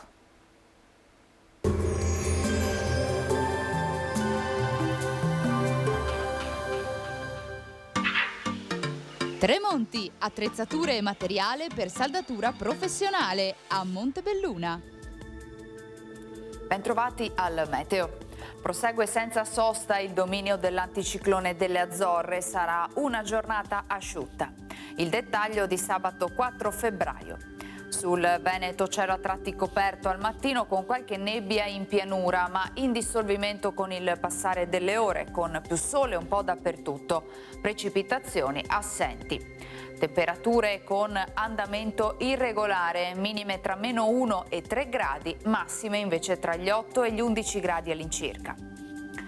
Spostiamoci ora sul Friuli Venezia Giulia. Il cielo sarà da sereno a poco nuvoloso con foschie e nebbie di notte e prima mattina, specie in pianura e sulle zone costiere. In quota soffieranno venti forti da nord-ovest, sulla costa bora moderata.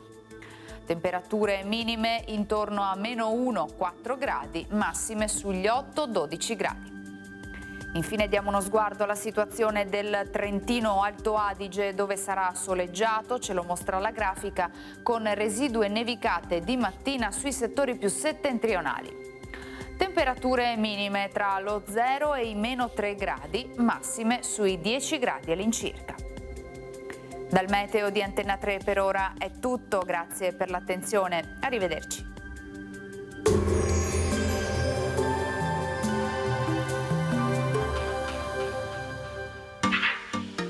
Tremonti, attrezzature e materiale per saldatura professionale a Montebelluna.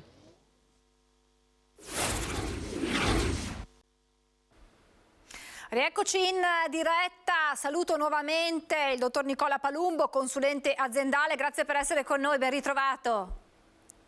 Salve, salve a lei, salve a tutti.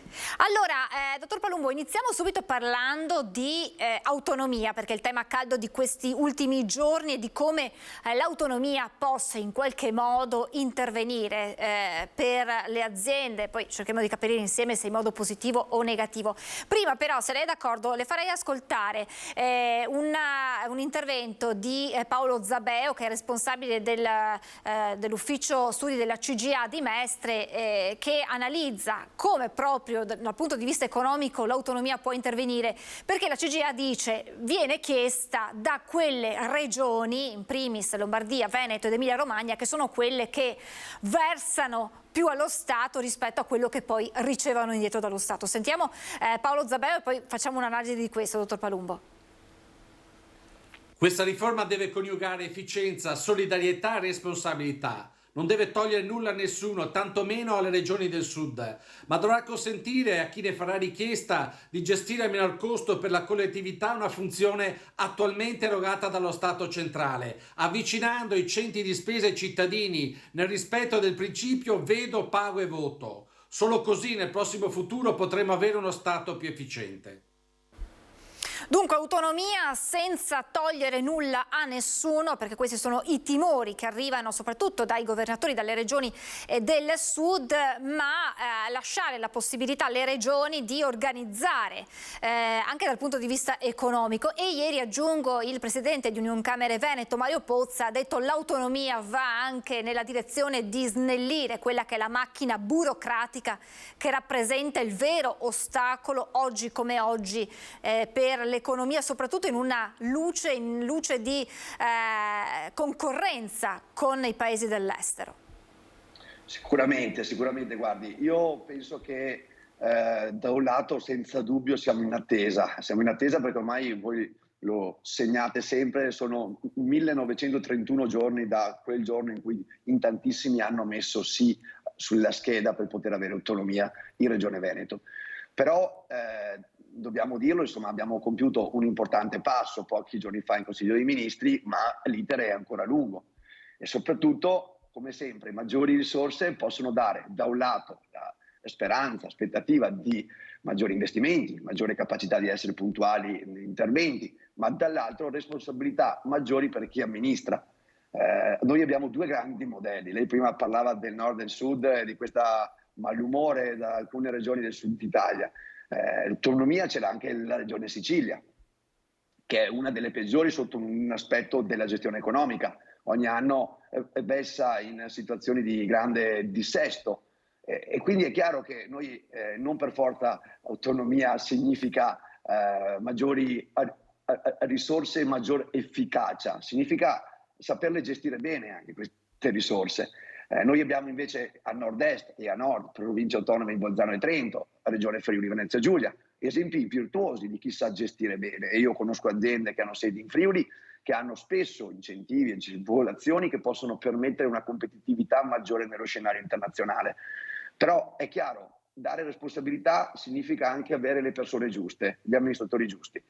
Speriamo ovviamente di portare a casa l'autonomia in tempi rapidi. Attenzione che, come sempre, non sempre, scusi il gioco di parole, le leggi escono così come entrano in Parlamento. Ci sono possibilità di poter essere variate, modificate, emendate e quindi è chiaro che dovremmo leggere cosa e come verrà applicata autonomia in Veneto.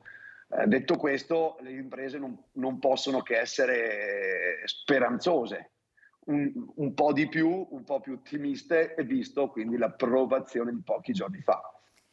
Possiamo anche dire, dottor Palumbo, che in qualche modo l'autonomia potrebbe ridurre quella distanza non solo fisica tra le aziende, quelli che sono gli enti istituzionali che poi devono legiferare, anche in quelle che sono poi le leggi che le aziende devono applicare sotto tanti punti di vista. Cioè potrebbe esserci un dialogo più immediato tra la politica con l'autonomia e l'azienda e l'imprenditore.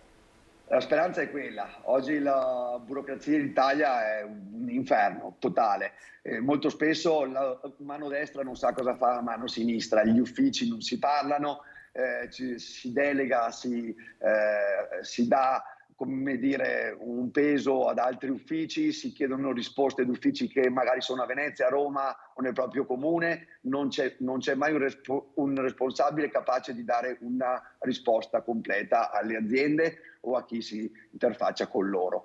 Si spera che anche in questo autonomia possa essere un passo in avanti, perché oggi non possiamo, in un mondo che corre ogni giorno e ce ne accorgiamo dalle costanti crisi, non possiamo rimanere rigidi e fermi davanti ad uffici che non danno risposte complete rispetto alle istanze di un mondo del lavoro che sta facendo molta fatica a stare al passo con i tempi e che non dovrebbe avere un'ulteriore zavorra data dalla pubblica amministrazione.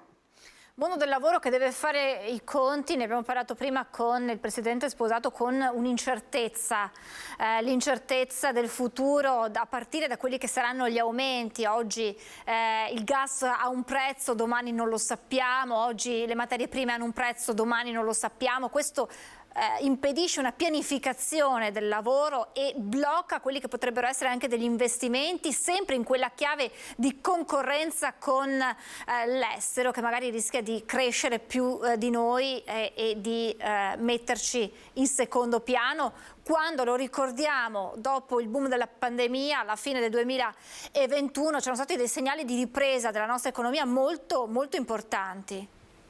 Sì, allora siamo in una fase di calo dei costi dell'energia, sia gas che energia elettrica, così come si nota un calo dei costi di materia prima, quindi si spera e si pensa che a breve anche questa esplosione inflazionistica possa avere una pausa o comunque un rallentamento. È chiaro che più un imprenditore è incerto verso il futuro, meno investe. Questa è una prassi mentale che hanno tutti, ce l'abbiamo anche noi non imprenditori nella nostra vita, nel senso che se non sappiamo come sarà il mondo domattina è anche più complesso fare i corretti investimenti il giorno prima. Penso anche però che sul tema dell'occupazione, il lavoro, ci sia un grande tema di formazione che dobbiamo porci, ovvero sia oggi si fa molta fatica a trovare quelle professionalità capaci di dare risposte immediate alle istanze che la globalizzazione e la competizione mondiale ci impongono. Parlavo pochi giorni fa proprio con un imprenditore del mondo dei sistemi informatici che diceva: io non trovo sistemisti, ma lo stesso potremmo dire di tantissimi altri ambiti, tantissimi settori. E quindi si sta pensando di farci o fare delle academy interne alle aziende. Forse è l'unica strada, però non possiamo non pensare che se siamo giunti a questo punto è perché probabilmente la formazione da parte degli enti che dovrebbero predisporla non è così adeguata ai tempi. Stiamo probabilmente formando delle competenze che non serviranno più a breve termine. Quindi da un lato l'incertezza che rallenta, dice bene lei, diceva prima anche chi mi ha preceduto, ma anche l'incapacità di formare nel modo adeguato. Abbiamo probabilmente sbagliato qualcosa nel processo educativo dei più giovani, perché evidentemente oggi non è tanto un fatto di scansafatiche, come si tende a dire in modo molto superficiale spesso, ma di incapacità di formare nel modo giusto. Io lo vedo ogni giorno, perché non è possibile, ce ne accorgiamo tutti, che tutti i settori abbiano una notevole crisi di manodopera o di competenze. Questo lo si avverte in maniera importante e ci si chiede come andarne fuori, perché oggi se hai un dipendente bravo te lo tieni stretto perché sai che non ne troverai altri uguali, oggi più di ieri, e questo può essere un grande tema critico per la competitività delle nostre aziende. Lei ha detto giustamente, non riguarda un settore, uno o due settori, ma è un tema trasversale, ne abbiamo parlato, lo ricordavo prima con il precedente ospite, anche nel settore turistico c'era arrivato questo grido d'allarme da più comparti. Allora, io le chiedo, cosa manca? Manca un dialogo, lei diceva stiamo formando probabilmente in modo sbagliato, manca un dialogo quindi tra le scuole di formazione, quindi tra la scuola e le aziende. Sappiamo quanto le aziende hanno bisogno, vanno a bussare alle scuole che spesse volte però non hanno i numeri per dare le risposte opportune. Manca un passaggio intermedio tra scuola e mondo del lavoro per formare effettivamente e rispondere quindi alle esigenze delle aziende. Abbiamo sentito prima il comparto dell'edilizia avrà bisogno per far fronte a quella che è la richiesta europea dell'efficientamento energetico di personale specializzato in determinati settori. Cioè, che cosa manca, dottor Palumbo? Perché non è possibile che si parla di disoccupazione e poi dall'altro mancano le figure professionali. Allora, guardi, ci sono varie risposte a questa domanda, è difficile anche dirle ora tutte. Io gliene dico una che spesso sfugge ed è sociale più che, come dire, formativa o amministrativa. Quando io ero piccolo, a casa mia avrebbero fatto carte false per mandarmi all'università e farmi prendere un titolo di studio universitario. Ce l'hanno fatta e questo va bene. Però, d'altra parte, se non mi comportavo bene, la prima cosa è: guarda che ti mando in fabbrica, guarda che ti mando in cantiere, come se il cantiere, la fabbrica, l'attività manuale fosse qualcosa di serie B, che invece in realtà tiene in piedi l'intero sistema imprenditoriale e economico. Quindi probabilmente per anni la generazione dei nostri padri ha sbagliato, in buona fede chiaramente, nel denigrare, sminuire tutte quelle arti che invece hanno reso grande la nostra terra. È chiaro che oggi non possiamo dire a un giovane di 25 anni, laureato in giurisprudenza, vai in cantiere. E allo stesso modo non possiamo dire a un giovane che finisce la scuola media, vai a fare una scuola edile, proprio perché spesso in casa c'è questa ostilità, mi viene a dire, verso questi ambiti. Chiaro che dobbiamo ridare valore anche come immagine, anche come comunicazione a tutti questi settori che invece hanno reso grande il Veneto, la manualità, l'artigianalità, la capacità di fare con le nostre mani, dalle calzature all'edilizia a tantissimi mondi. Credo che sarebbe il caso di fare investimenti, ed ecco quindi riprendiamo il tema autonomia di prima, verso centri di formazione specializzati 2.0, mi verrebbe a dire, verso questi mestieri, queste arti, modellerie per le calzature, ma non più come si facevano 40 anni fa, ma adeguate con le stampanti tridimensionali, e così per l'edilizia, e così per il turismo, e così per altri ambiti.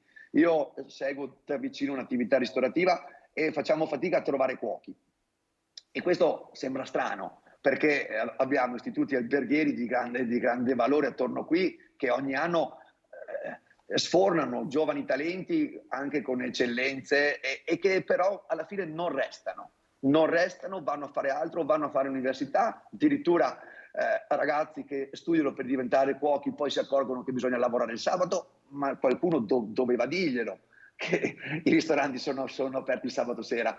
Quindi ci sono dei problemi proprio di comunicazione tra i percorsi di studio, la famiglia e il mondo del lavoro.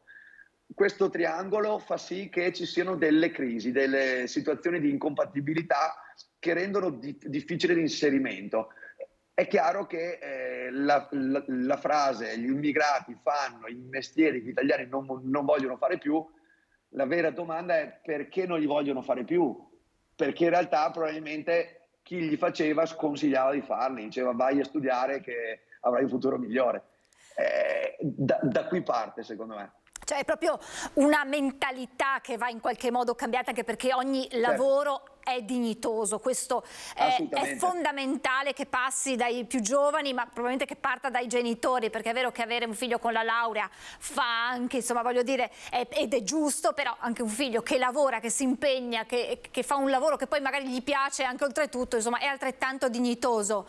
Assolutamente sì. E ultimissima domanda, dottor Palumbo, leggendo delle dichiarazioni fatte oggi dal presidente Zaia in qualche modo su questo tema, con le assunzioni che crescono del 14% rispetto al 2021 e un tasso di occupazione nel terzo trimestre del 2022 del 67,8% rispetto al 65,7% del terzo trimestre dell'anno precedente, possiamo dire che la ripresa ha messo la marcia. A spingere l'economia è soprattutto il turismo.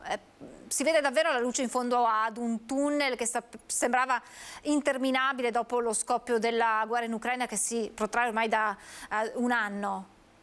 Beh, ma allora questa è una caratteristica del Veneto. Non sappiamo far andare male le cose, e appena vanno male troviamo sempre una strada per rialzare la testa, per cui confortano i dati. Spiace che sarebbero potuti essere ancora più lusinghieri. Purtroppo la recente crisi delle materie prime per forza toglie capacità di spesa alle famiglie e al consumatore finale, perché è una filiera che va chiaramente poi ad alzare i propri costi. I numeri sono buoni, possiamo fare meglio, ma si respira anche un'aria di positività. Forse non lo so, l'insieme di queste grandi crisi avute negli ultimi 4 anni, pandemia, crisi energetiche, incertezza, sta tirando fuori il meglio da una classe di imprenditori, di lavoratori, di professionisti che si era un po' sopita e adagiata. Possiamo essere protagonisti, non ci manca niente. Chiaro, siamo un paese di contraddizioni, però insomma questi risultati fanno dire che siamo sempre la locomotiva Italia. 1, 2, possiamo tornare ad essere la locomotiva europea, perché non ci manca niente. Speriamo che questa energia tenga insomma, di fronte a tutte le sfide che aspettano il mondo economico veneto. Grazie davvero per questa analisi, grazie a Nicola Palumbo, consulente aziendale. Naturalmente torneremo ad aggiornarci presto con lei su tanti altri temi che riguardano le nostre aziende alle prese con grandi sfide. Grazie davvero, dottor Palumbo, buon lavoro. Grazie a voi tutti. Grazie Salve. a Nicola Palumbo, consulente aziendale. Questa insomma l'analisi della situazione attuale anche alla luce dell'autonomia. E a proposito di autonomia, è tornato a parlarne questa mattina da Verona il presidente del Veneto Luca Zaia. Autonomia in chiave sanità. perché fanno discutere le parole rilasciate ieri dal Ministro della Salute Schillaci, che sembra frenare sulla materia della sanità legata proprio all'autonomia. Credo che il Ministro, ha detto Zaia, debba avere comunque un ruolo guida per le regioni. Sentiamo le parole del Governatore del Veneto. Ma guardi, a me risulta che la sanità sia già una competenza in maniera più che abbondante gestita dalle regioni. Quindi se il problema è riaccentrare la sanità, io sono dalla parte di quelli che invece pensano che la sanità debba restare alle regioni. Lo abbiamo dimostrato durante il Covid. E ieri a Vicenza, alla fiera, è arrivato proprio il ministro Calderoli, il padre del DDL Autonomia passato in Consiglio dei Ministri, che ha risposto alle tante polemiche di queste ultime ore. Sentiamo le sue parole. Giornata storica ieri. È un bel riconoscimento soprattutto nei confronti del 98,1% che nel 2017 in Veneto ha votato sì all'autonomia, quindi vista la percentuale l'hanno votato anche persone che non hanno votato la Lega, quindi trasversalmente tutti i partiti. E chi dice che l'Italia viene spezzata a metà? 2 mesi che continuo a chiedere dove sia l'articolo, il comma o dove c'è scritto qualcosa del genere. Oggi ho letto anche Maiorino che dice che toglieremo soldi al comune, ma probabilmente l'autonomia farà perdere i capelli, rende impotenti, non lo so dove trovano queste cose, ma ne sparano di tutti i colori. Istruzione e sanità e le materie che possono essere oggetto di devoluzioni non sono state definite da questo progetto di legge, ma sono il contenuto della Costituzione riformata dalla sinistra nel 2001, quindi noi prendiamo quello che è il contenuto della Costituzione. Di alcune figure storiche della Lega qui, Manuela Dallago, Paolo Franco, hanno detto che non è neanche quello che lei avrebbe voluto questo disegno, perché non è autonomia vera questa. Io credo che non lo abbiano neppure letto. Io so che se il Fatto piuttosto che altri o lo Svimez dicono che è tutto sbagliato, vuol dire che probabilmente è tutto giusto. Quali sono i prossimi step, Ministro? Quando verrà riunita la cabina di regia? Avete già un calendario? Guardi, ho proprio predisposto oggi le lettere riferite a tutti i ministeri, a UPI, ANCI e vari soggetti che vi parteciperanno, quindi io credo che proprio a brevissimo, oggi stiamo facendo una cernita, una raccolta di quelle che sono tutte le funzioni legislative e amministrative svolte dallo Stato e svolte dalla Regione. Dopodiché la cabina di regia inizierà a lavorarle. Quando verrà convocata la conferenza unificata, che è un altro passaggio importante? È già stata fissata per la metà, c'è un calendario semestrale, quindi attendiamo che ci sia la data a metà di febbraio dove verrà portata la bozza preliminare, approvazione di preliminare, perché poi si passi all'approvazione definitiva, alla trasmissione alle Camere. Ci sarà anche un comitato di figure, di tecnici, di esperti, professionisti di alto livello. Ha già individuato delle figure? Si è fatto un'idea di quanti dovranno essere, come dovrà composto e come dovrà operare? Guardi, le persone sono state già individuate, ho già ricevuto la loro disponibilità. Siamo oltre i 50 e veramente abbiamo il top del diritto costituzionale, del diritto amministrativo e dei professori di economia. Ci può dire qualche nome, magari di qualche veneto che ha già collaborato anche con il presidente Zaia, che aveva costruito una squadra di altissimo profilo per l'autonomia? Me ne viene in mente uno che ho proprio sentito stamattina, non giovanissimo. Ministro, a chi dice che questo è solo uno spot elettorale per le regionali in Lombardia? Guardi, per me allora questo spot è iniziato nel 90, nel momento in cui sono entrato per la prima volta in consiglio comunale. È uno spot il fatto di essere nipote di un nonno che ha fondato nel 1950 il movimento autonomista bergamasco, con cui veniva eletto in consiglio comunale. Quindi se premeditazione c'è, addirittura parte dal 50. E avete sentito quella penultima battuta del ministro Calderoli sull'identikit, il profilo di uno dei componenti di questa super commissione che affiancherà poi il Ministero in questo percorso. Molti hanno letto in questa immagine quella del professor Bertolissi, costituzionalista, che era già stato membro della delegazione trattante a Roma sulla questione autonomia per la Regione Veneto, e l'abbiamo intervistato proprio all'indomani del passaggio in Consiglio dei Ministri. Anche se siamo al punto di partenza, ma è ormai scoccato il colpo di pistola che ha dato il via alla corsa. Prima di allora eravamo veramente ai posti di blocco. Non nasconde la soddisfazione il professor Mario Bertolissi, costituzionalista, per l'approvazione in Consiglio dei Ministri del DDL sull'autonomia differenziata. Un percorso che, nonostante il tema sia presente da anni nel dibattito politico, è ora ad un nuovo inizio. Il lavoro fatto negli anni, però, non è sprecato. Prima, fino adesso, c'era una serie spari e dopo si tornava ai posti di blocco perché c'era falsa partenza. Adesso, posso dirlo come testimone, è una vera partenza. Adesso si tratta di far tesoro di tutto quello che è stato fatto finora, ivi compresa l'esperienza fatta in un negoziato nella prima fase con gli apparati centrali, che paradossalmente, sotto molti profili, facilitano, perché se lei si trova di fronte presso i ministeri persone concrete, e ci sono ingegneri, esperti di economia, medici, ci metta tutto quello che vuole, lei vede che lì la macchina comincia ad andare avanti. La cultura giuridica veneta nello Stato centrale non è mai stata riconosciuta. Le vicende della Repubblica di Venezia, con la sua grandezza istituzionale, non è mai stata studiata, mentre l'hanno studiata i costituenti di Filadelfia, e cioè gli americani. Il professor Bertolissi, già membro della delegazione trattante per l'autonomia differenziata della Regione Veneto, non ha dubbi sulla tenuta della coesione nazionale.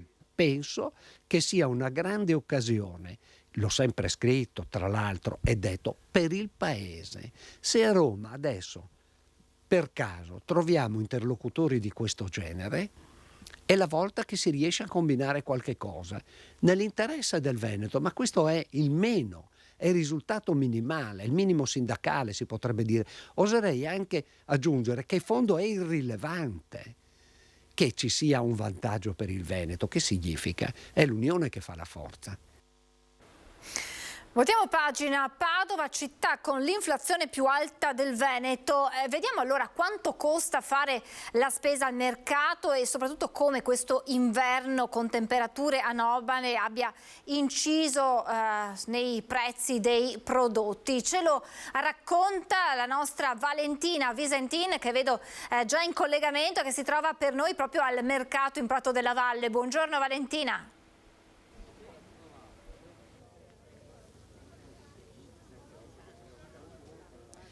Sì, buongiorno da Padova, ci troviamo al mercato di Prato della Valle, il più affollato di sabato mattina, perché ovviamente ci sono sia le bancarelle di frutta e verdura ma anche quelle dell'abbigliamento. Insomma, è un punto di ritrovo per i padovani che fanno la spesa nel fine settimana. Padova, che come abbiamo spesso raccontato è la città del Veneto con l'inflazione più alta, ha raggiunto quasi 12 punti percentuali nel mese di dicembre. Andiamo a chiedere a chi vende appunto qual è la situazione dei prezzi, quali sono magari gli ortaggi e le verdure che più hanno subito rincari. Per esempio, ecco, stiamo pesando le arance e vediamo un po'.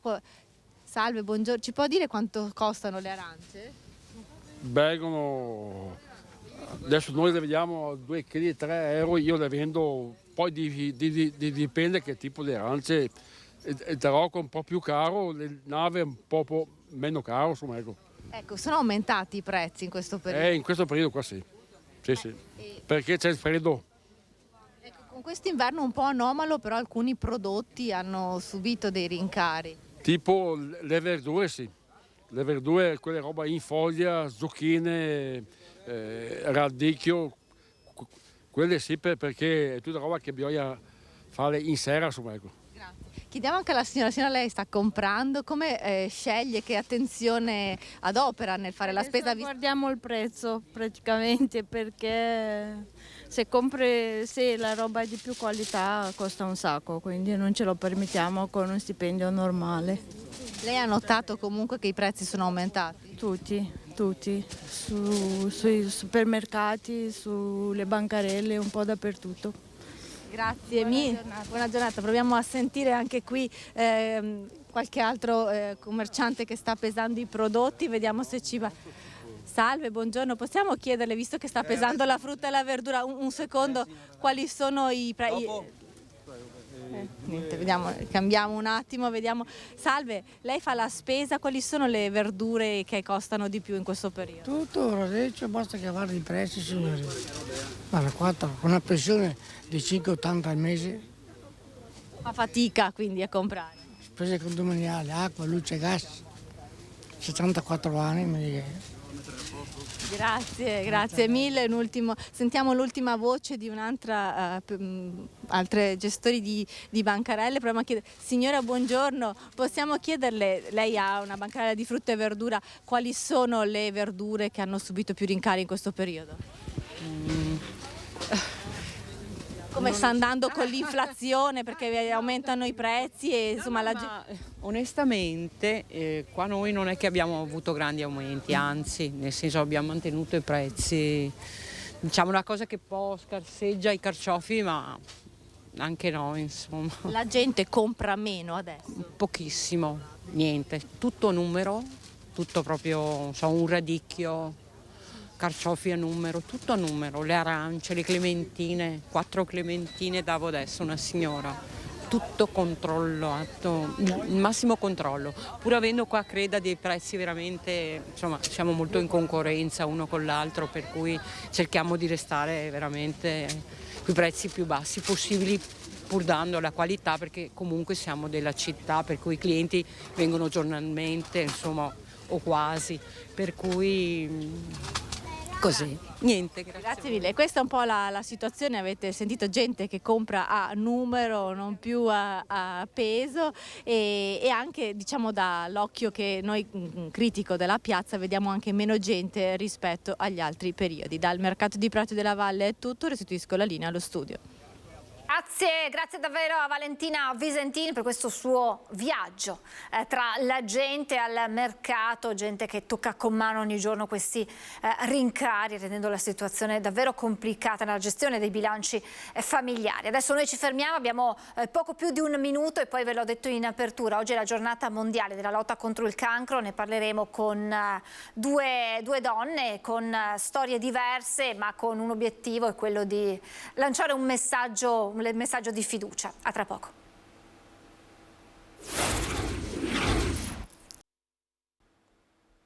Rieccoci in diretta, oggi giornata mondiale contro il cancro. Saluto qui in studio con me Michela Bardi, responsabile di Caffè Coraggio. Buongiorno, ben ritrovata. Ci siamo viste circa un anno fa. Caffè Coraggio è un gruppo di donne a sostegno di altre donne, donne che hanno vinto la battaglia contro il tumore, che la stanno ancora combattendo, che si mettono a fianco perché bisogna riappropriarsi della vita, della propria femminilità, della propria voglia di vivere. Perché insieme è più facile comunque. Perché insieme è più facile anche combattere le battaglie più dure. Buongiorno e grazie davvero ad Ombretta Frezza, storica dell'arte, oggi qui per raccontarci questa sua nuova vita di lotta contro un linfoma. Buongiorno Ombretta. Abbiamo un problema nel collegamento con Ombretta, allora vediamo di eccola qui. Buongiorno. Buongiorno, grazie per l'invito. Grazie a lei, vediamo se riusciamo perché vedo che ogni tanto l'immagine si blocca, però vediamo insomma di raccontare Ombretta. Buongiorno Francesca, grazie dell'invito. Grazie a lei perché immagino che non sia poi così scontato e facile raccontarsi. Lei lo sta facendo sui social, su Facebook, raccontando dal giorno zero, da quando insomma è arrivata la diagnosi. Eravamo in piena estate, Ombretta.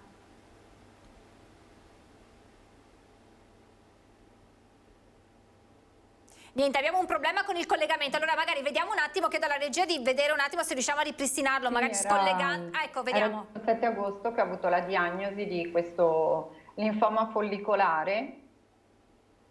Linfoma non Hodgkin, giusto per chi magari è un po' più avvezzo a questi termini. E lei lo ha raccontato di quei minuti quando le è arrivata la diagnosi? Non Hodgkin. Sì. Che Che cosa è successo? Qual è stata la sua prima reazione nel reparto? È stato molto strano, un po' surreale, quasi come quando sei dentro un sogno e pensi che non... Ti guardi da fuori in qualche modo? Ma in realtà al momento della diagnosi è stato tutto molto irreale.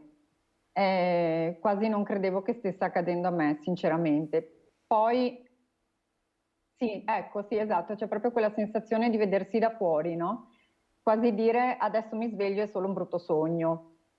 E poi invece ho realizzato nei giorni successivi cosa stava veramente accadendo, quando cominci a fare i primi esami specifici della malattia per capire un po' la stadiazione, come sei messo, insomma, e quindi decidono poi la tua cura, la tua terapia. Terapia che lei ha... Nel reparto di ematologia a Treviso. Nel reparto di ematologia del Cafoncello di Treviso, terapia che lei ha iniziato, sta affrontando il quinto ciclo di terapia, il quarto? Sì.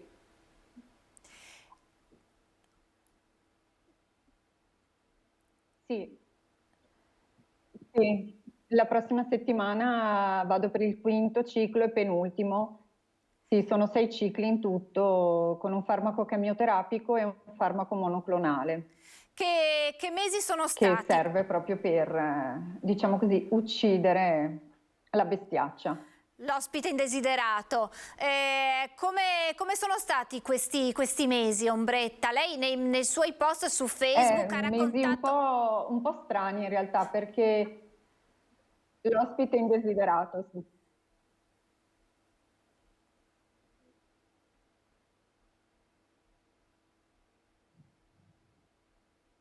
Allora, io ho sempre raccontato quello che mi stava accadendo e sono mesi un po' strani, nel senso che io avrei pensato così in un immaginario collettivo che mi sarei abbattuta dal primo momento, invece no. Ho trovato molta serenità in realtà non dico nell'accettare totalmente quello che mi stava accadendo, ma insomma nel dire ok, va bene, è una prova che la vita ti dà e bisogna affrontarla. Quindi mesi in cui ho cercato sempre di mantenere anche un contatto con... Allora, io chiedo alla regia, Ombretta, però proviamo... sì, ho sempre cercato di essere forte, di non lasciarmi troppo andare. Certo, la paura arriva a momenti, arriva anche quella, ed è giusto che arrivi. Ecco, è giusto che arrivi la paura. Ombretta, noi abbiamo un problema nel collegamento, perché oltre a bloccarsi il video anche vedo che la mia voce le arriva con un certo ritardo. Allora io chiedo alla regia di provare magari a chiudere la telefonata e a ripristinarla e vediamo se siamo un po' più fortunati. Mentre lavoriamo a questo, vedevo che lei annuiva nel racconto di Ombretta quel vedersi all'esterno e quella paura che però in qualche modo serve, perché fa parte della vita. La paura fa parte sin da quando siamo piccoli, abbiamo paura di qualcosa e quindi la paura poi probabilmente ti aiuta anche a combattere, perché la vuoi mettere da parte. Beh, la paura ti fa guardare in faccia cosa ti sta succedendo, no? Quella frase, no, non può succedere proprio a me, sì, succede a me. Come mai a me? Cioè tutte quelle domande che tu ti fai. Io mi ricordo che mi sono fatta la domanda ma perché a me? E come risposta mi sono data e perché no a me? Cioè da lì è stato un po' un inizio, cioè nel senso che nessuno vorrebbe, però se succede cerchi di tirare fuori il meglio di te. Io da quando ho incontrato questa malattia, che non mi piace chiamarla intruso, è una malattia che tu incontri, che cerchi di lottare, che cerchi di avvalerti di persone che ti possono dar fiducia nell'affrontarla, perché come dicevamo prima l'importante è chi anche ti sta vicino in questo momento, perché logicamente tu hai bisogno di qualcuno che ti rassicuri, no? Rassicurandoti logicamente trovi anche la forza per combattere, per essere forte, per aiutare forse anche persone come te che incontreranno questa malattia. L'hai detto, io la chiamo malattia. C'è ancora un tabù nel pronunciare la parola cancro, tumore? O forse fa troppa paura sì, dirlo a voce alta? Io penso che ci sia ancora un po' un tabù. È una parola molto molto forte ed è molto avvicinata a un'altra parola, cancro uguale morte, cioè quindi è logico. è guardare in faccia. C'è chi parla di tumore, c'è chi parla di cancro, chi parla di tumore, chi parla di intruso. È giusto accettare ognuno che lo manifesti come meglio si sente, no? Giustamente, nessuno è nessuno per giudicare un altro, anche come lo affronta, cioè giustamente. Mi piacerebbe che ci fosse un po' più di conoscenza di cos'è, magari, perché a volte anche chi ti sta vicino, se avesse un po' più di conoscenza, sarebbe meno negativo e forse ti aiuterebbe a lottare in senso diverso, perché quando incontri l'importante è sentirti che hai qualcuno vicino che ti può un po' sorreggere, è molto importante questo. Questo è proprio, è forse anche questo, quando si parla con gli altri si pronuncia la parola tumore, cancro, poi dagli altri si ha paura della reazione degli altri, quella commiserazione che sicuramente non serve in questi momenti, ma serve una spalla che ti dia sostegno e non sulla quale piangere. Sì, normalmente quando tu dici la diagnosi, mi hanno diagnosticato un tumore, sai anche quella, e ti dicono sempre le peggiori. Non è che ti dicano, guarda, sono qua, di cosa hai bisogno? Cioè, la semplicità. È vero che, però io penso che manchi veramente una conoscenza. Cioè, abbiamo paura di scoprire di averlo, abbiamo paura di combatterlo, abbiamo paura di conoscere. Per esempio, abbiamo paura anche delle terapie che non sono terapie semplici, però sono terapie che vai a farle per salvarti la vita, quindi anche questo sarebbe bello che la gente capisse che una chemioterapia, certo, sono medicinali pesanti, però li fai per aiutarti, non per distruggerti. Certo che al corpo non fanno bene sotto certi punti, fanno bene su altri, quindi il fatto di affrontare questo con una positività è tanta roba. Abbiamo ripristinato il collegamento con Ombretta, ci aveva lasciato dicendo la paura che però aiuta. Che cos'è la paura in questo suo percorso? È una compagna, nel senso che comunque tu hai paura, però diciamo che ti aiuta anche a tenere la realtà delle cose, a tenere i piedi per terra, a capire che secondo me è anche giusto averla perché ti dà la grinta per combattere. A volte mi ricarica, arriva di notte di solito, quello sì, perché di giorno si è distratti da tante cose. La sua vita è stata stravolta, lei appunto è una storica dell'arte, era abituata ad organizzare mostre, noi l'avevamo avuto durante la pandemia, ci aveva raccontato le difficoltà di un settore fermo, bloccato, poi la ripresa e poi all'improvviso arriva la malattia. Ci diceva Michela, ti chiedi ma perché proprio a me? E poi dici ma perché non a me?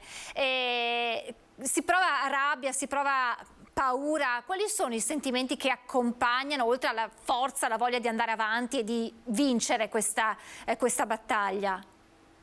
Beh, all'inizio sì, c'è un po' lo sbigottimento, cioè non capisci bene cosa ti sta succedendo perché entri in un mondo completamente diverso. Cioè, quando io ad esempio tante volte scrivo l'ematologia degli hospital sembra come un mondo a parte, è perché è un mondo a parte. Fuori c'è la vita che continua e tu sei lì che appunto aspetti di fare la tua terapia, la tua visita, i tuoi esami. Poi c'è una fase, secondo me, che è una fase di cominci a studiare, a capire, a prendere un attimo le misure con chi ti ha aggredito e quindi impari a conoscerlo. E poi arriva anche la fase un po' dove ti arrabbi. È inevitabile che ci sia anche quella. Io tante volte mi sono chiesta perché a me, però poi mi sono anche detta forse è un'occasione che non devo buttare via, ma che devo usare, usufruire, sfruttare per poter cambiare alcune cose che comunque non andavano già prima nella mia vita. Cioè mi ha fatto veramente rimettere in discussione tutto. Quindi si ricalibrano le priorità della vita, si capisce cosa è veramente importante.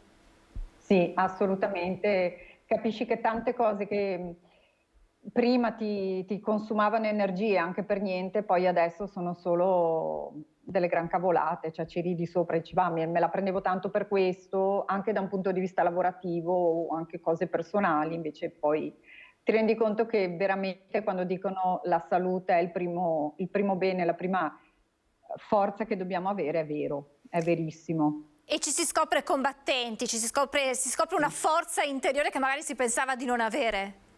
Sì, io come dicevo prima pensavo che mi sarei abbattuta dal primo giorno, invece no, io mi sono sentita molto più forte adesso in una situazione così che in passato per situazioni che appunto erano non così importanti, ecco, non di vitale importanza.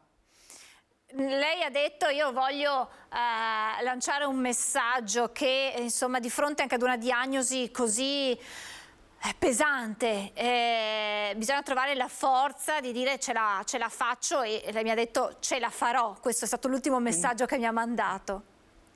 Sì, no, è vero, io non ho mai pensato neanche un secondo che questa bestiaccia mi possa vincere, non esiste proprio. Forse anche perché sono supportata da un team di medici che mi stanno aiutando anche in questo, mi stanno comunque supportando, mi stanno dicendo che le cose stanno funzionando, che vanno bene le terapie. Adesso vedremo poi con i prossimi esami cosa succede, ma sì, non me le hanno mai cantate così male, ecco, come può succedere. Diciamo che sono stata un po' presa per i capelli, quello sì, però sta funzionando, insomma.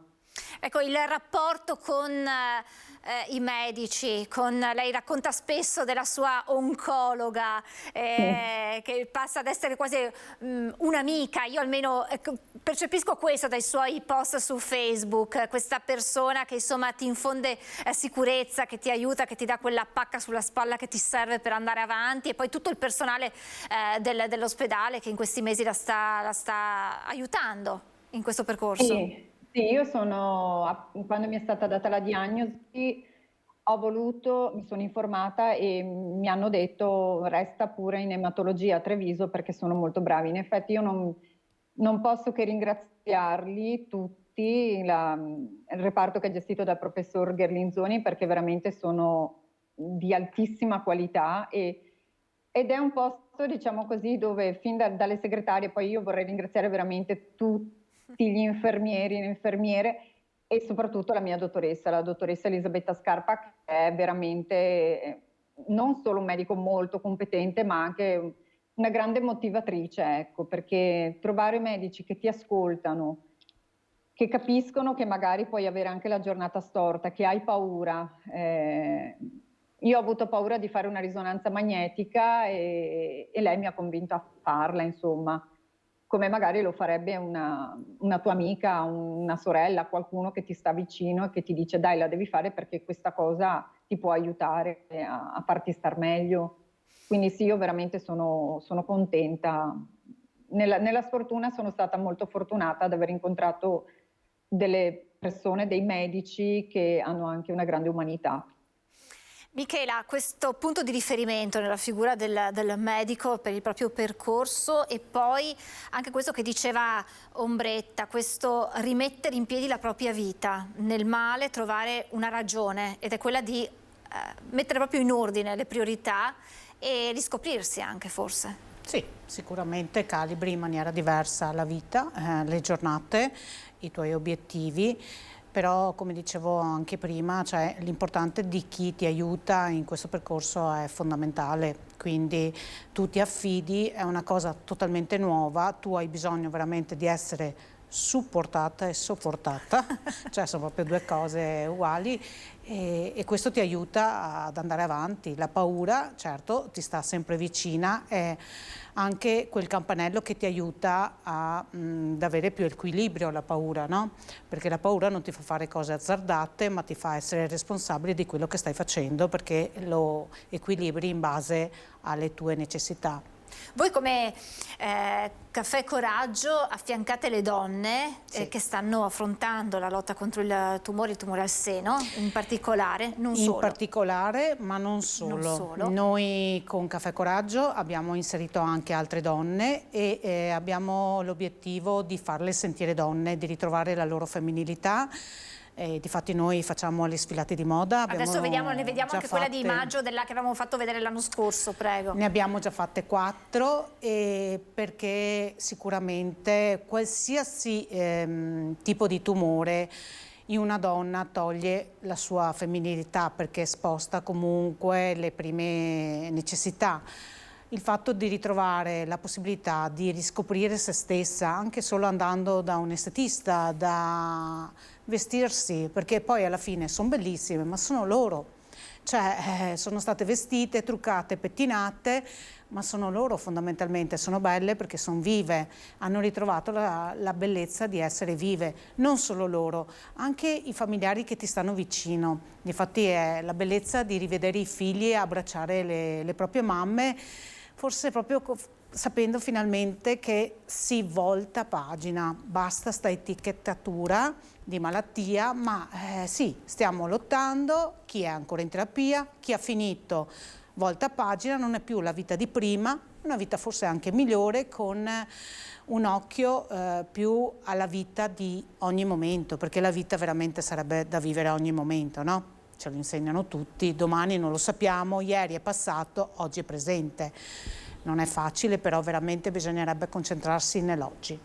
Purtroppo servono, anche probabilmente la parola servire è brutta, è usata in modo errato, ma queste esperienze ci fanno capire quanto è importante nella vita. Siamo talmente assorbiti dalla nostra quotidianità, dalla nostra routine, dal correre tra figli, lavoro, casa, che ci dimentichiamo poi che la vita va vissuta, va assaporata ogni giorno. E poi ci si scontra contro queste cose più grandi di noi e si capisce quello che diceva Ombretta, sì. Si rimette in piedi. Sì, quello che Ombretta diceva, nel senso che ti accorgi che le cose di prima non hanno più lo stesso valore, cioè proprio ti cambia dentro, come fosse arrivata per dirti, ops, logico, nessuno lo vuole, No, certo. Cioè per carità di Dio, questo non stiamo a dire, e nel rispetto anche del ricordo di chi non ce la fa, perché purtroppo sono tante anche persone giovani che magari lo scoprono in ritardo o tipologie di tumori che non lasciano scampo per quanto trovano persone brave che aiutino, che fanno terapie adeguate, tante volte purtroppo lui ha il sopravvento, quindi anche questo è un pensiero che spesso corre ed è giusto che corra ed è giusto che lo rispettiamo. Per chi può raccontarlo e può magari aiutare un'altra persona, come stiamo facendo noi, tendendoci la mano, aiutandoci, sapendo che ci siamo, è molto importante dargli un giusto valore, no? Il valore che forse non era prima. Ci siamo fermate, abbiamo guardato forse in faccia la possibilità che il domani non ci sia, però abbiamo capito che c'è l'oggi e l'oggi è importante forse più del domani, perché se noi viviamo bene oggi non abbiamo il rammarico che è passato. Ombretta, com'è cambiato il rapporto con le altre persone, anche con chi ci circonda? Si cerca di mettere ordine, di affiancarci a persone che ci diano quel coraggio di cui abbiamo bisogno. Si parlava prima con Michela, non so se abbia sentito perché si stava ricollegando, quando si sente la parola tumore gli altri reagiscono alle volte che con quella commiserazione che sicuramente non aiuta, serve ben altro. No, è vero, non aiuta. E io devo dire che negli ultimi mesi, a parte che ho mia mamma sempre accanto, quindi lei mi accompagna alle visite, alle terapie, mi sta accanto, mi aiuta anche in alcune cose pratiche, perché a volte ci sono delle problematiche che cioè, non riesci magari a fare determinate cose perché sei molto stanca, eccetera. E lei è la mia forza, la mia roccia. Poi ho accanto, per fortuna, alcuni familiari che mi stanno vicini, che mi danno molta energia, e un gruppo molto ristretto di amici che hanno capito che cosa sto passando e mi stanno vicini, sono come una seconda famiglia, quindi non ho eliminato, nel senso che poi sono come le potature invernali, no? Si pota per far ricrescere poi in primavera qualche fiore, quindi chi prima magari era già un peso prima, adesso ne ho anche un po' approfittato perché non puoi caricarti di troppe energie negative date dagli altri, devi concentrarti molto su di te in questo momento. Pochi ma buoni, quanto mai vero, Esatto. come detto. Ombretta, vogliamo lanciare un messaggio a chi ci sta guardando e sta affrontando come lei un percorso così difficile, ma che può essere poi anche, cioè, si può anche trovare quell'aspetto, sembra impossibile dirlo, ma positivo, come lei ci diceva prima. Io mi sento solo di dire a tutti che mai arrendersi, che anche davanti a una diagnosi di cancro bisogna mettersi lì e un po' come un lavoro, impegnarsi e accettare le cure. È vero, come diceva Michela prima, non sono facili, la chemioterapia non è una passeggiata, non è un trattamento di bellezza, ma cercare di essere comunque cercare sempre di trovare il bello in ogni giornata, anche quando sappiamo che comunque dentro di noi c'è un inquilino un po' scomodo che dobbiamo mandare via a calci assolutamente. E noi ci troviamo, stiamo parlando nella giornata mondiale contro il cancro e ospiti due donne, perché Michela mancano le associazioni di uomini, perché anche gli uomini lottano contro il cancro, però sono le donne quelle che portano avanti certe campagne, certi messaggi. Come mai? Sarebbe bello avere anche degli uomini che facciano sentire la propria voce. Penso che anche loro avrebbero bisogno di essere ascoltati o forse di ritrovare anche un equilibrio tra di loro, perché noi donne comunque quando ci incontriamo ci raccontiamo, no? È vero, ogni storia è quasi uguale, ma ogni storia è diversa, ma nello stesso tempo questo raccontarci ci aiuta ad abbassare quella sorta di paura, che possiamo usarla, e quindi andare avanti, non ti senti più sola. Penso che sarebbe bello coinvolgere anche l'uomo, mi piacerebbe anche magari farli sfilare, no? In sfilata. Lanciamo un messaggio, lanciamo un messaggio. Cioè la nostra meta è di far sfilare anche gli uomini e di dare forse anche voce, perché la prevenzione non è solo donna, la prevenzione dovrebbe essere uomo-donna, forse anche giovani, ragazze, cioè la conoscenza, l'autopalpazione, come abbiamo già parlato, perché ci proiettiamo sempre al tumore al seno. Noi l'unica maniera per combattere il tumore è la conoscenza, forse, e la prevenzione è fare le indagini che un po' conosciamo, poi il resto è la fortuna, no, della vita. Certo. In tutte le cose della vita. Sì, l'importanza è riuscire a capire che quando tu hai finito il tuo percorso, che non è lungo, io la chiamo un po' la strada, no? È una strada, tu imbocchi questa strada, ha tante buche, io glielo dico sempre alle mie donne, ve lo dico, io non nascondo, è una strada con tante buche. Sul più bello che tu sei sul rettilineo, una buca, dici oddio, vabbè, e fai un assestamento, poi di nuovo torni su e un'altra buca, cioè è normale, è un percorso, però alla fine si vede veramente un grande arcobaleno. Oltretutto se ci teniamo per mano, come abbiamo fatto, erano bellissime le mie donne, io quando le vedo in sfilata è tanta emozione comunque. È un'emozione anche per chi vi guarda da fuori. Ci sono prossimi appuntamenti in calendario? Stiamo lavorando, sì, ne vorremmo creare altre 2 anche quest'anno. Le mie donne non lasciano il trono ad altre donne, quindi siamo arrivati con l'ultima che abbiamo fatto a ottobre al Tognolo a Mestre, a portare su nel palco 100 donne. Poi alla fine è stata un'emozione ancora più grande, questo ti fa capire che veramente ce ne sono tante, ma che possiamo tenerci per mano, possiamo riguardare in faccia la vita e capire che si va dopo, si va oltre. Perché c'è un dopo. Certo. Ombretta, grazie davvero per averci raccontato la sua storia. Abbiamo avuto qualche problema tecnico, ma ce l'abbiamo fatta a raccontarci e a raccontarla. Grazie davvero per il suo messaggio, in bocca al lupo. Siamo qui a disposizione per lanciare altri messaggi di speranza. Grazie ad Ombretta Frezza, grazie a Michela Bardi, responsabile di Caffè Coraggio. Io ho un ultimissimo aggiornamento di cronaca che leggo dal Gazzettino.it. Giallo in casa di riposo, pensionato di 72 anni, muore cadendo da un balcone, tragedia nella notte in una casa di riposo di Padova. La vittima è un 72enne. I carabinieri della stazione di Padova principale, coordinati dal PM Andrea Girlando, stanno indagando sul fatto. Naturalmente aggiornamenti questa sera nel corso dei nostri telegiornali. Grazie per essere stati con noi, buon proseguimento di giornata, buon sabato.